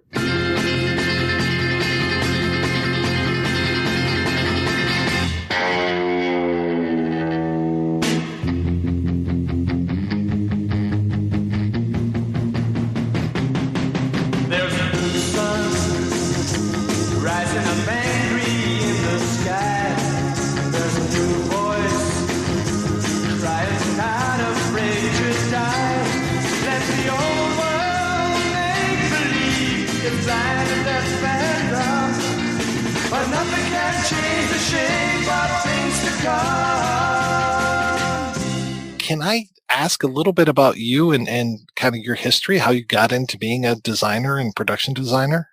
Way back, way back, when I was a youngster, I went to one of my first Broadway shows with my parents, my family.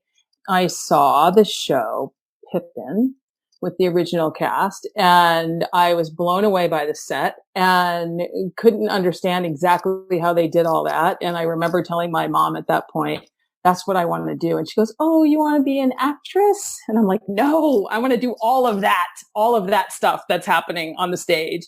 And so that really sparked something in me way back then. So I got involved in theater and, all through high school. And then I ended up going to UC Santa Barbara in a completely different major and found myself in the theater department the entire time building and painting scenery. And so I ended up going to North Carolina School of the Arts and got a degree in set design specifically.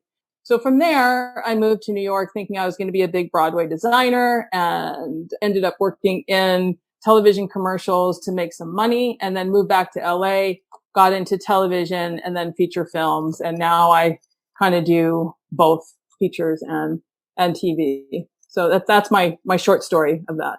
You were involved with some of my favorite films from the early 90s, like The Last Seduction and, well, Joyride was much later, but also The Public Eye I remember really liking a lot as well. The Public Eye. You saw The Public Eye. I love that you saw that movie.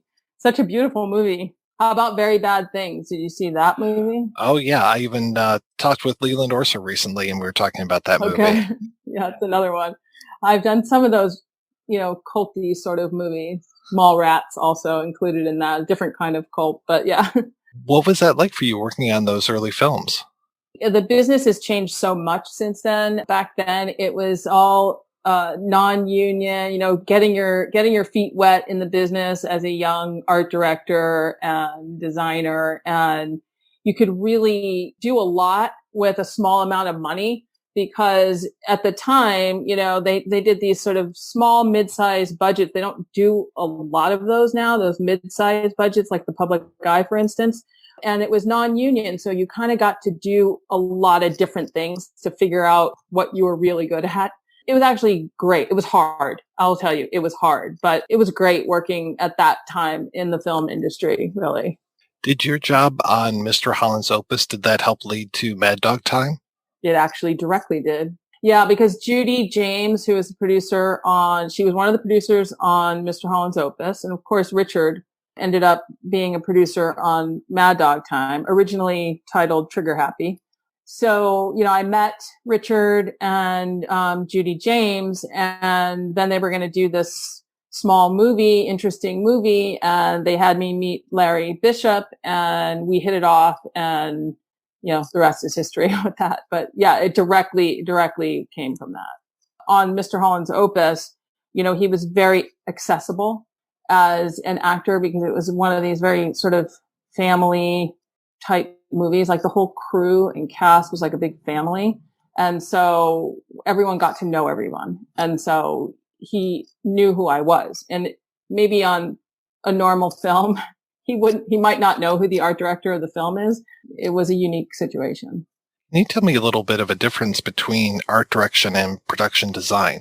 The production designer is the head of the department, and the production designer is not only overseeing the design of the sets and the choosing of locations and the dressing of the sets, but also just the overall look of the film. So, coordinating with the DP and the costume designer and props and anything visual going on the screen. And so that's why that title, kind of encompasses the entire production. And the art director works directly under the production designer, and the art director is responsible for following through on everything having to do with the scenery. It's sort of the same job, but the difference is that the production designer is coordinating the entire look.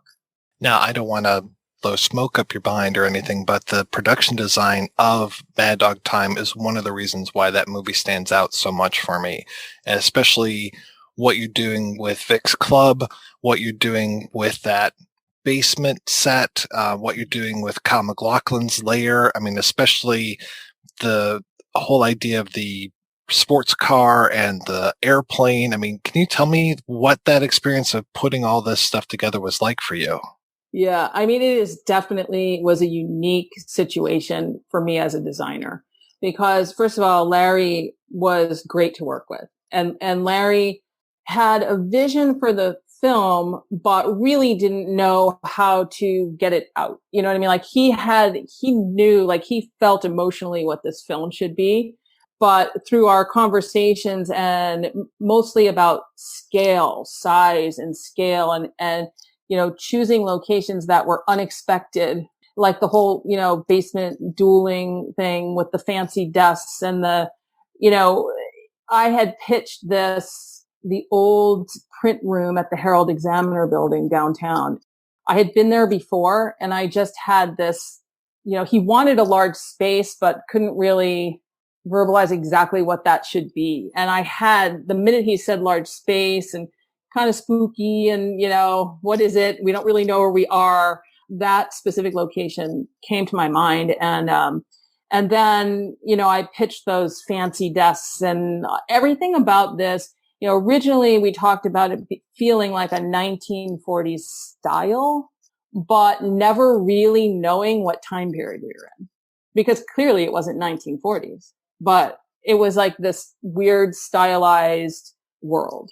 And we took great pains to make sure that we never really knew the time period, and we'd always question it. That the airplane that you bring up for that airplane is probably the biggest piece of set dressing for no apparent reason of anything I've ever done. It's like, oh, how about, an airplane hangar? And we have just this airplane there. And going back to what we talked about at the beginning, the fact that it was a non-union film, small film back then, where things didn't cost as much as they cost now, but to be able to do a film like that on the budget that we had, which was not a large budget, we got a lot of things promoted. Larry had a lot of connections, I would say, very connected in this world. I mean, look at the cast. The cast is insane. So, our discussions were all about scale, and color is another issue. You can tell that throughout most of the film, it feels very warm and almost like there's a filter over it, like a sepia filter over it. That's all very intentional also, to feel like this 1940s vibe. Like it's a little bit old. Like, is this film a little bit old? Or without doing filters, we just did it with color and lighting and all of that. Was that shot with the airplane in the car? Was that actually in a hangar? Yeah, it was. Santa Monica Airport. Yeah, it was in a hangar. So the scene was small. I mean, that's the funny thing about all of these scenes.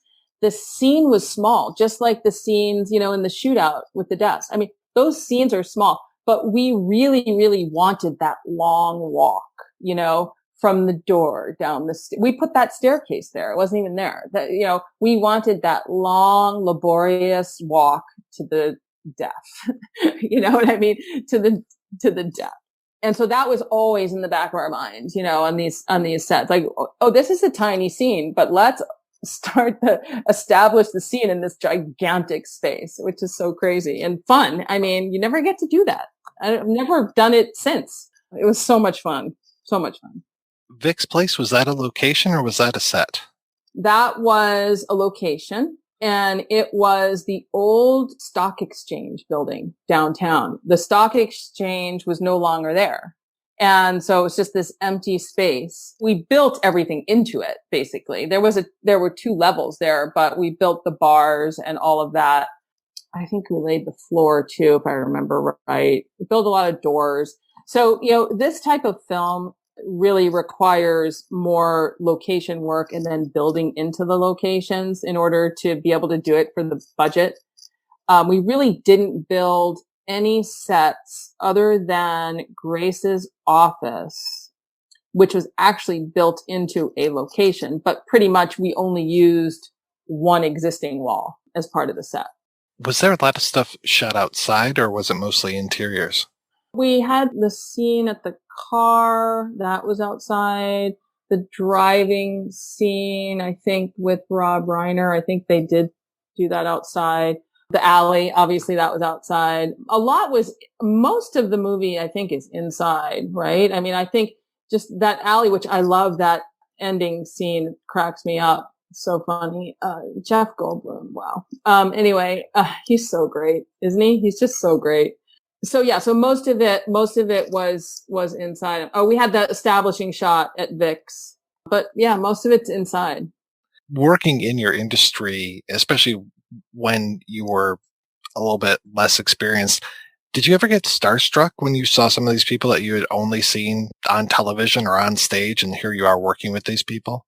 Sometimes I would think Richard Dreyfuss was a big one for me because I loved Richard Dreyfuss when I was much younger, like in high school. We also went to the same high school. The funny story about this whole group really is that Larry Bishop and Richard and Rob all went to the same high school, and I went to the same high school. So I was sort of part of their club.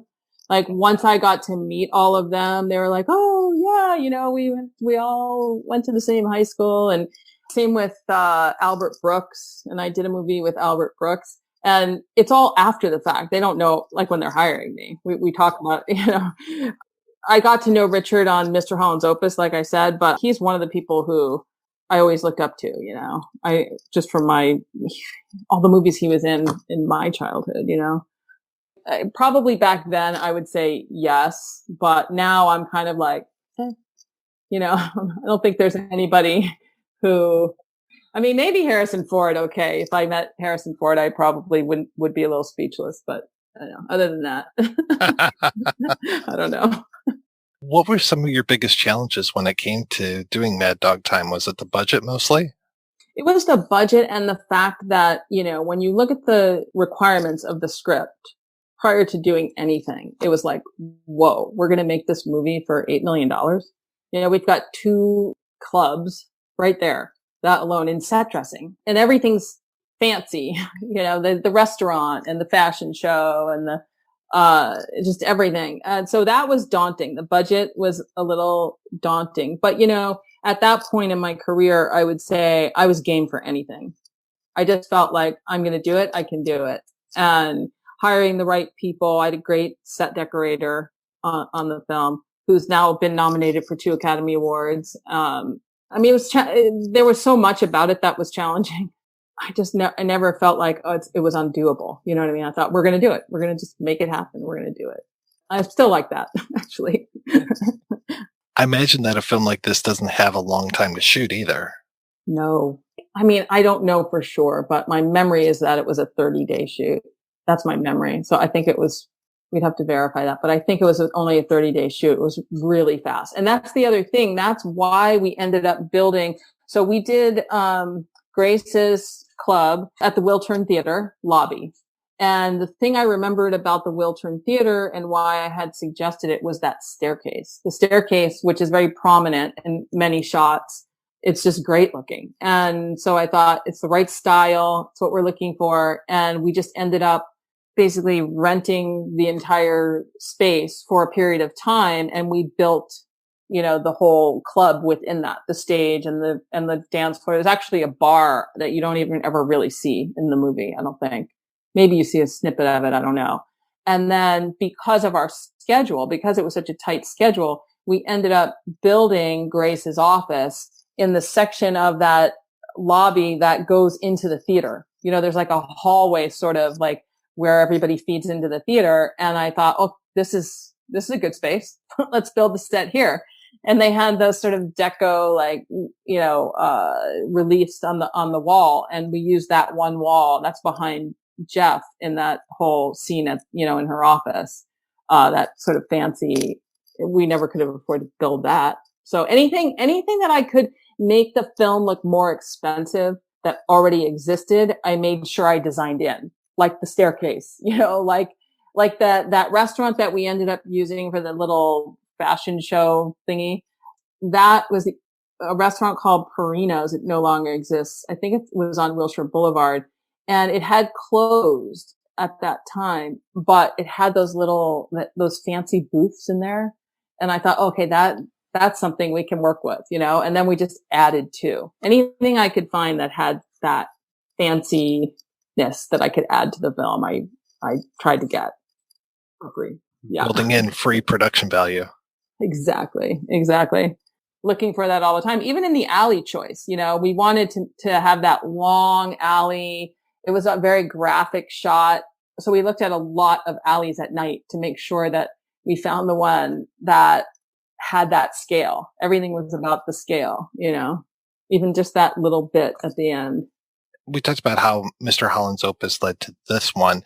Does this lead to something else? Or I'm very curious as far as like how you land gigs. Do people know you by word of mouth and they go, oh, I want the person that did this design? Or do you actually have to like go in and pitch yourself and be like, I did this and this and this and interview for jobs? How is that for you? Yes, definitely have to interview for jobs. At one point, as an art director, I didn't have an agent. When I started production designing at the early years, I got an agent so that they knew more people than I knew. So they would have to pitch me and then you'd go in and pitch on the film. Sometimes they'd steal it. They would hire you and steal your idea, but that's happened.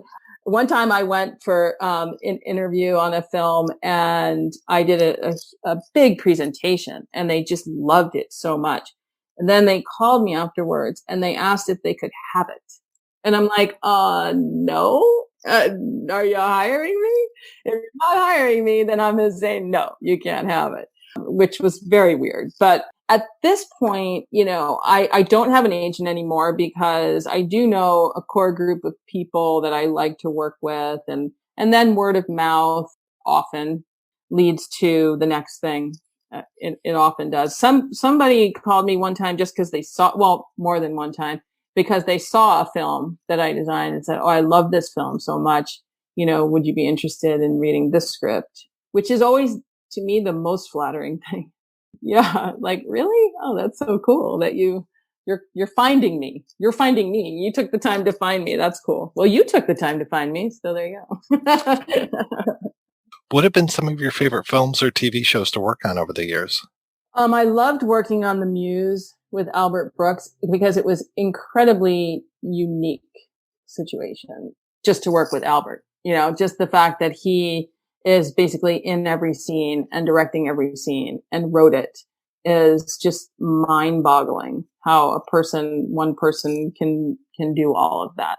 He was definitely an interesting person to work with, though. I don't know how much I should say about that, but in mostly all good ways. But you know, he wants what he wants, and he knows what he wants, and he's extremely funny. Like he's just funny.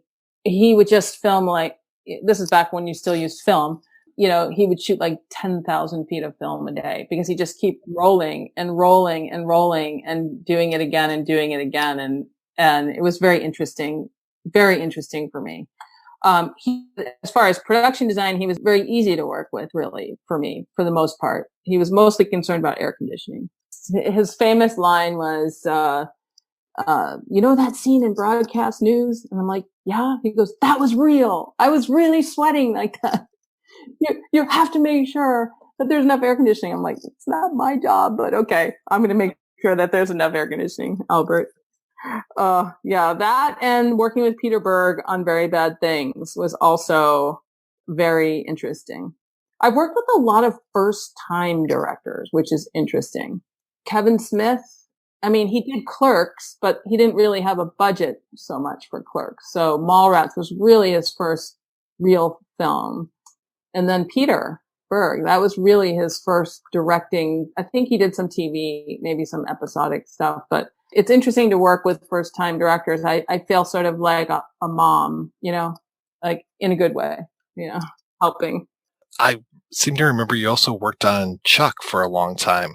Yeah, that was fun. That was really fun. People don't realize how much scenery is involved in a show like that. You know, when you're traveling the world and going into like places that don't exist that you're creating. We had so much scenery on that show. It was exhausting, but it was so much fun to design. And that show is great. That show still holds up, I think. Yeah, I'm hoping they do a feature of it. They're talking about it, but we'll see. Maybe. You did one that, and I'm not trying to bust your hump because I actually really like this movie. The New Guy. Oh, The New Guy. Yeah, I thought you were going to say something else. Do you think I was going to say Dickie Roberts or Bucky Larson? Yes, I did. I thought, no, Dickie Roberts, I'm okay with. It's the Bucky Larson one I thought you were going to bring up, but thanks for bringing it up anyway. I thought, anyway. There's good scenery in the movie, though. There's good scenery. Just turn the sound off. But I love The New Guy. I've seen that movie too many times, and it's so goofy, but it just works so well. Yeah, I haven't seen that in a long time. I should make my kids watch it. I'm going to make my kids watch that. They'll be like, we're 20, Mom. We don't need to watch it.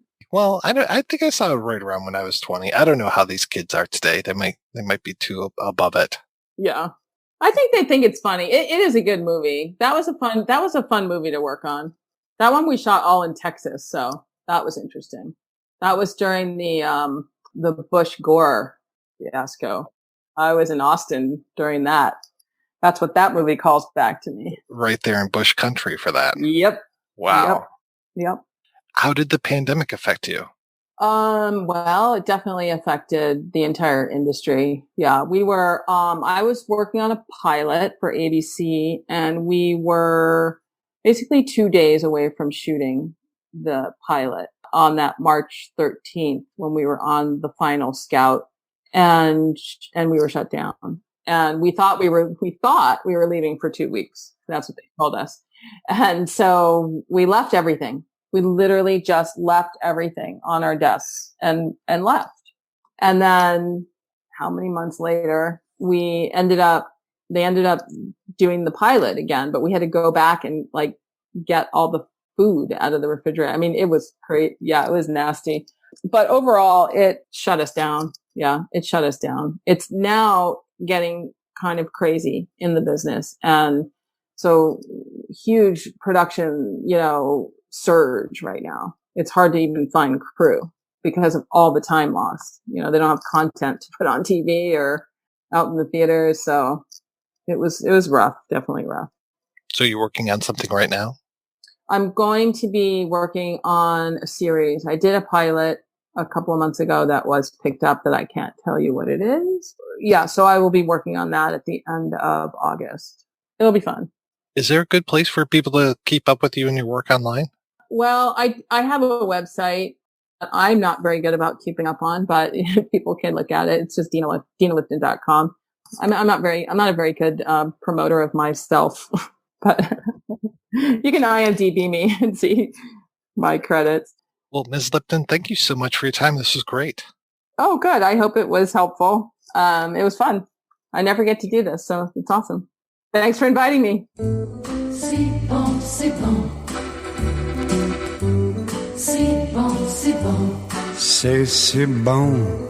C'est bon, c'est bon. Lovers say that in France. C'est bon, c'est bon. When they thrill to romance. C'est bon, c'est bon. It means that it's so good. Ah, c'est bon. C'est bon, c'est bon. So I say it to you. C'est bon, c'est bon. Like the French people do. C'est bon, c'est bon. Because it's oh so good. Every word, every sigh, every kiss, dear. All right, we are back, and we are talking about Mad Dog Time, and we really didn't talk about Larry's role in the film.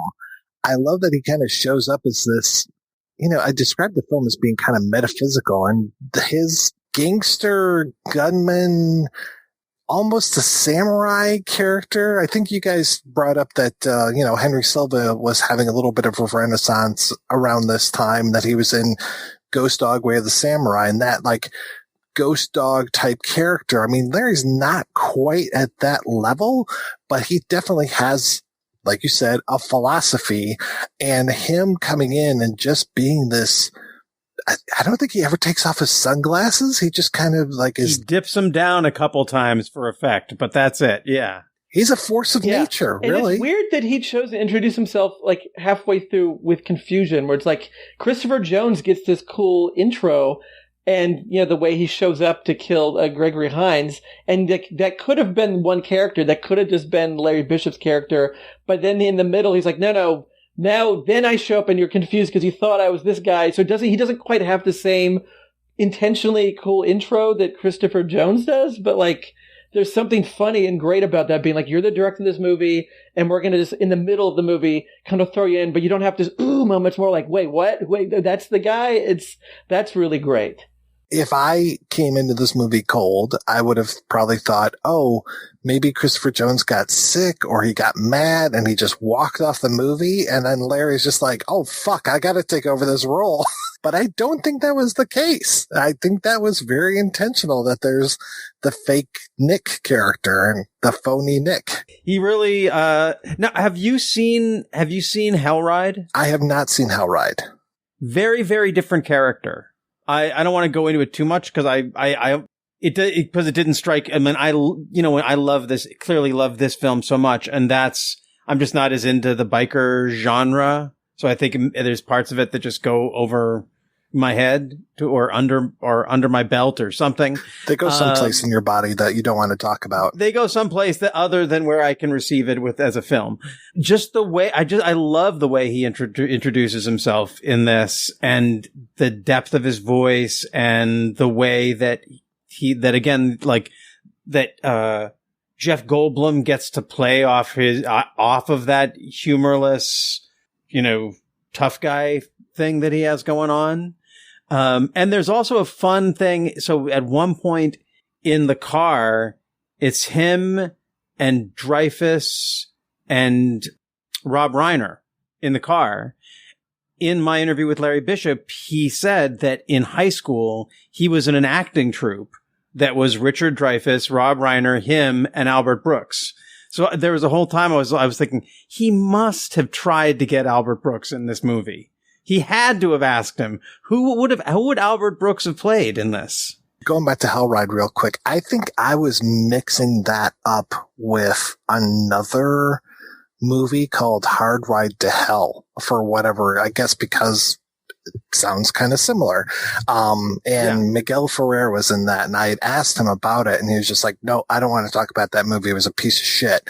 So I was just like, okay, and just wrote it off in my mind. So when Hellride came up, I was just like, nope, that's that Miguel Ferrer movie. Forget about it. But obviously it's not. It's two movies with slightly different titles that are probably very different. So I will have to check out Hellride. Hellride definitely feels much more of this is a Tarantino thing. It feels very Kill Bill, like that era. It looks like it. It has the kind of guitar. So it's very in that world, which may be good or may be alienating. Very different from Mad Dog Time. When it comes to the Rob Reiner part, this might just be me because I've seen Spinal Tap about 300 times. It seemed to me like he was kind of channeling Bruno Kirby from Spinal Tap, which is ironic because of Bruno Kirby talking about Sammy Davis Jr. and Frank Sinatra. Are you reading Yes, I Can? Yeah. Have you read it? Yeah. By Sammy Davis Jr.? Yeah. You know what the title of that book should be? Yes, I Can. If Frank Sinatra says it's okay. Because Frank calls the shots for all those guys. Did you get to the part yet where Sammy's coming out of the Copa, and it's about 3 o'clock in the morning, and he sees Frank. And Frank's walking down Broadway by himself. Fucking ladies. Well, they're not used to that world. Frank Sinatra, it's a different world that they're in. It's just people like this, they get all they want, so they don't really understand, about a life like Frank's. I mean, when you've loved and lost the way Frank has, then you know what life's about. It was great to see Rob Reiner. It's like I miss Rob Reiner. It's like, oh, here he is. This is great. And he's so good. And just, he's 30 seconds maybe in this movie? But it's a good 30 seconds. You want to know my philosophy? He just comes in to tell you his philosophy of life and then move on. Everybody's got their philosophy. Yeah, I was looking at the cast of Hellride and seeing Michael Madsen, David Carradine, Dennis Hopper. I was like, okay, yep, this definitely does look like a Tarantino film. And then Vinnie Jones, which is funny because some people are like, oh, Guy Ritchie is the British clone of Tarantino. But again, a couple really good movies and then a whole lot of not so good movies, which I guess kind of sums up Tarantino for me sometimes. Mad Dog Time starts out with the information that it takes place in a parallel world on the other side of the universe. That's not far enough away for me. Scene after scene simply consists of characters standing around and talking tough before somebody gets shot to death. How in the world did anyone think this would be watchable, let alone entertaining? This movie is a humorless, witless exercise in pointlessness and a complete waste of the time and talent of the big cast of big names. I was shocked by this absolutely true. In fact, I think we'll be referring to this film in January when we do that list. The worst list of the year. Yes, I think it will have a place of honor on that list. I was kind of stunned, too. Richard Dreyfuss is listed as one of the executives involved in this, a producer of some sort in this picture. What did he find in this material? I don't have a clue. Did he like walking through as some kind of mafia don who's, had mental problems and just getting out? Did he like walking through in a bathrobe? What drew all these other talents? These are big talents. These are quality actors. I have no idea. Maybe they all got hallucinating after a screening of Usual Suspects and thought the screenplay had some similarity to it. I would have loved to have been at the pitch meeting. Okay. I would have loved to hear the pitch. Somebody's going to spend millions of dollars on this picture. What do you tell them? Okay. How can you convince them there's anything in this movie that anybody wants to see? I'm going to tell you, I think you put your finger on it when you said Usual Suspects, and I'm going to cite Reservoir Dogs. I think this is a bunch of 40 to 50-year-old guys thinking, hey, here's the way the world's going with Tarantino, so we're going to make one too. It'll work. This is what people want, and they have sold themselves out and leave us with a bum movie. We haven't talked about the things that are bad about this film, and I love this film, and I can acknowledge that there are things that are just not, they're like little things that are like not great, or like the ending is, they don't really care about the ending of this movie. Yeah, those dissolves. I think the dissolves on Dreyfuss and Lane are supposed to mirror the dissolves that we got at the beginning of the film as they kind of go into Vic's world. But by that time in the film, you've kind of forgotten about it, and it just looks like it's a mistake. And you're like, why are they doing this? This is a weird fucking dissolve that they keep doing on him. I guess it's just a different way of approaching films. Like, maybe that's a way that some people enjoy films. I don't enjoy, I am a big believer in this is, if I can meet a film halfway in the suspension of disbelief game, I will, because then I get the most out of it. Of course, there's it's very easy for me to forget those things, but I think that for some other people, if you're constitutionally different, then yeah, you're going to approach a film like this, like Roger Ebert did, and just see what's wrong with it. I hope there's an afterlife, and I hope that I end up wherever Roger Ebert is, and we can have this conversation, because I really want to take him to task. I do not understand how he could watch this movie and think that it's the only film he's ever watched that isn't an improvement on a blank screen. Saying something about ukulele picks. I'm trying to remember what the exact quote was, but I was like, what are you even talking about? And he has a quote in his review saying this movie is like waiting for a bus in a town that you don't realize that there is no bus. And I'm like, I don't even really understand what that means. It's funny. It's a funny line, Roger, but I don't really get. It's just like, there's so many worse, the worst movie is a boring movie, a movie that means nothing, and the people who made it, it means nothing to them. That is a bad movie. But this movie clearly means something to Larry Bishop, and it clearly is not like other movies. So to take this one down and consider it one of the worst is very strange. Especially in the mid-90s when there was a treasure trove of actual garbage. This is... When there were bad movies that were made. This isn't one of them. Don't forget that he also hated Blue Velvet. I mean, David Lynch could do no right by him. He gave Raising Arizona 1 star. That's one of the great, and I love Roger Ebert, and he is my favorite film critic because he's such a good writer. But I definitely I do not agree with his taste at all. Or he'll love a movie and he'll be like, really? That movie, Knowing gets 4 stars? Okay, Roger Ebert, that's very strange. I respect that, but what? He really did kind of have his own, which I kind of respect. He wasn't someone trying to match what people in the times were into, wasn't trying to impress anybody. He really had his own taste level, which makes sense being a guy who wrote Russ Meyer movies. He's working on his own taste level, his own, he doesn't, what is good or bad to him is his own thing. So, and I respect that. It's not I won't name anyone, but film critics now where they just love everything or they hate everything because it's funny. You could not predict Roger Ebert in a way. He just was but it's always a well-written article. I looked up the review, and the weird non sequitur was at the end. He says that Mad Dog Time should be cut into free ukulele picks for the poor. I guess he's referring to the film, making film pieces. Why? I don't even get that. Why would someone who loves the actual film, celluloid? Why for the poor? I don't know. Yeah. But we all know how much the poor love playing ukuleles, and unfortunately, most of them can't afford picks. They can afford the ukulele, but not the pick. And that's what's wrong with this country today. Yeah, that's what's wrong. The world is wrong in that we don't have enough picks, ukulele picks for the poor. Well, guys, thank you so much for being my special guest on this episode. So, Bryan, tell me, what's keeping you busy these days? I am now working for the Austin Film Society, which is very exciting. They're reopening, and so anyone in Austin, please come by, say hi, watch a movie. And I've also been doing post-production on a feature-length movie that I made last year called Make Popular Movies, and I'm getting it ready for film festivals, and so look for that, sometime in early next year, probably. And Andras, how about yourself? Well, I always have a bunch of different projects churning at any given time, but most of them probably wouldn't be of much interest to the listeners of this podcast. But one that I think might be is that after we covered the low-budget assassination dark comedy, The November Men, not to be confused with The November Man, starring Pierce Brosnan. We covered that on the podcast. And then after that, I was befriended by the film's director, Paul Williams, not to be confused with the songwriter or the rock journalist or the architect.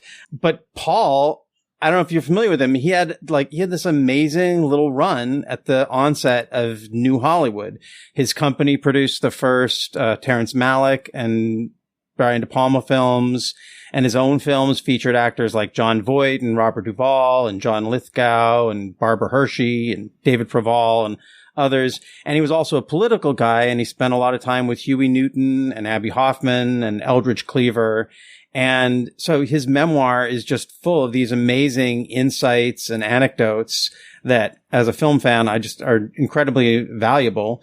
And so I'm helping him with that and trying to help him find a publisher for his book, and also to try and get more people to find another gem from the 90s, this film called The November Men, which I don't think even got a DVD release. And so we're working on trying to get it a DVD release in some form or fashion. And you can hear about it on episode 34 of The World Is Wrong podcast. I was so afraid that you liked The November Man, the Pierce Brosnan film. No. Because I just tried to watch that recently. I can't remember who I was interviewing that was involved with the production. I was just like, yeah, this isn't good. I like Pierce Brosnan films. I even like some of the bad Pierce Brosnan films, but I was just not getting into that one. There's one that... No. There's one he did with Woody Harrelson that I caught when I was on vacation, and I saw it on like Mexican TV, and I was just like, this is funny fucking shit. I love this movie. And I mean, Woody Harrelson, again, it's like a bad Woody Harrelson movie is better than a good whoever movie a lot of times. Yeah, kind of the same thing for Pierce Brosnan. So those two together, I was like, yeah, this is great. But man, yeah, that November Man. Oof. Yeah, it was released on Troma. It's the story of a director, very much like Paul Williams, like a former 60s radical, who decides to assassinate George Bush and pretend that he's just making a movie about assassinating George Bush. And in doing it, they go and actually film George Bush they sneak in Borat style and film George Bush with the Secret Service all around. So it really feels like they could really get busted. It just has this weird tone of it's a comedy, but it also has incredible teeth to it. Really a film that, like Mad Dog Time, one that I found in a bin and then just haven't been able to let go of for years. So I hope you check it out. Well, thank you so much, guys, for being on the show. Thanks everybody for listening. Thanks especially to our Patreon community. If you want to join the community, visit patreon.com/projection booth. Every donation we get helps the projection booth take over the world. Thank you very much. About a month and a half ago, I received the biggest kick in my career. I wrote a song for a new singer. His name was Frank Sinatra.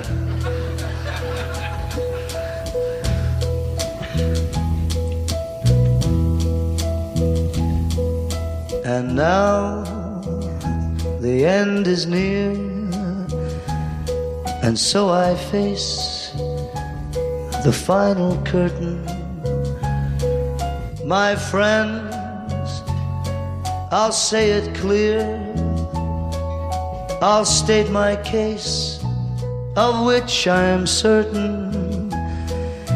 I've lived a life that's full, traveled each and every highway, but more, much more than this, I did it my way. Regrets, I've had a few, but then again, too few to mention. I did what I had to do and saw it through without exemption. I planned each charted course, each careful step along the byway, but more, much more than this, I did it my way. Yes, there were times, I'm sure you knew, when I bit off more than I could chew. But through it all, when there was doubt, I ate it up and spit it out. I faced it all, and I stood tall and did it my way. I've loved, laughed and cried, had my fill, my share of losing, and now as the tears subside, I find it all so amusing to think I did all that, and may I say, not in a shy way. Oh no, no, not me. I did it my way. For what is a man? What has he got? If not himself, then he has not to say all the things he truly feels, and not the words of one who feels. The record shows I took the blows, but I did it my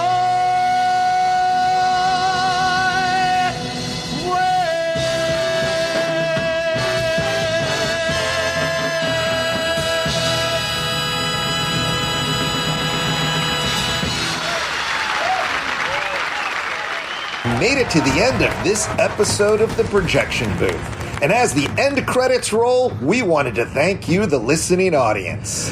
Here at The Projection Booth podcast with Mike White, host extraordinaire, bang.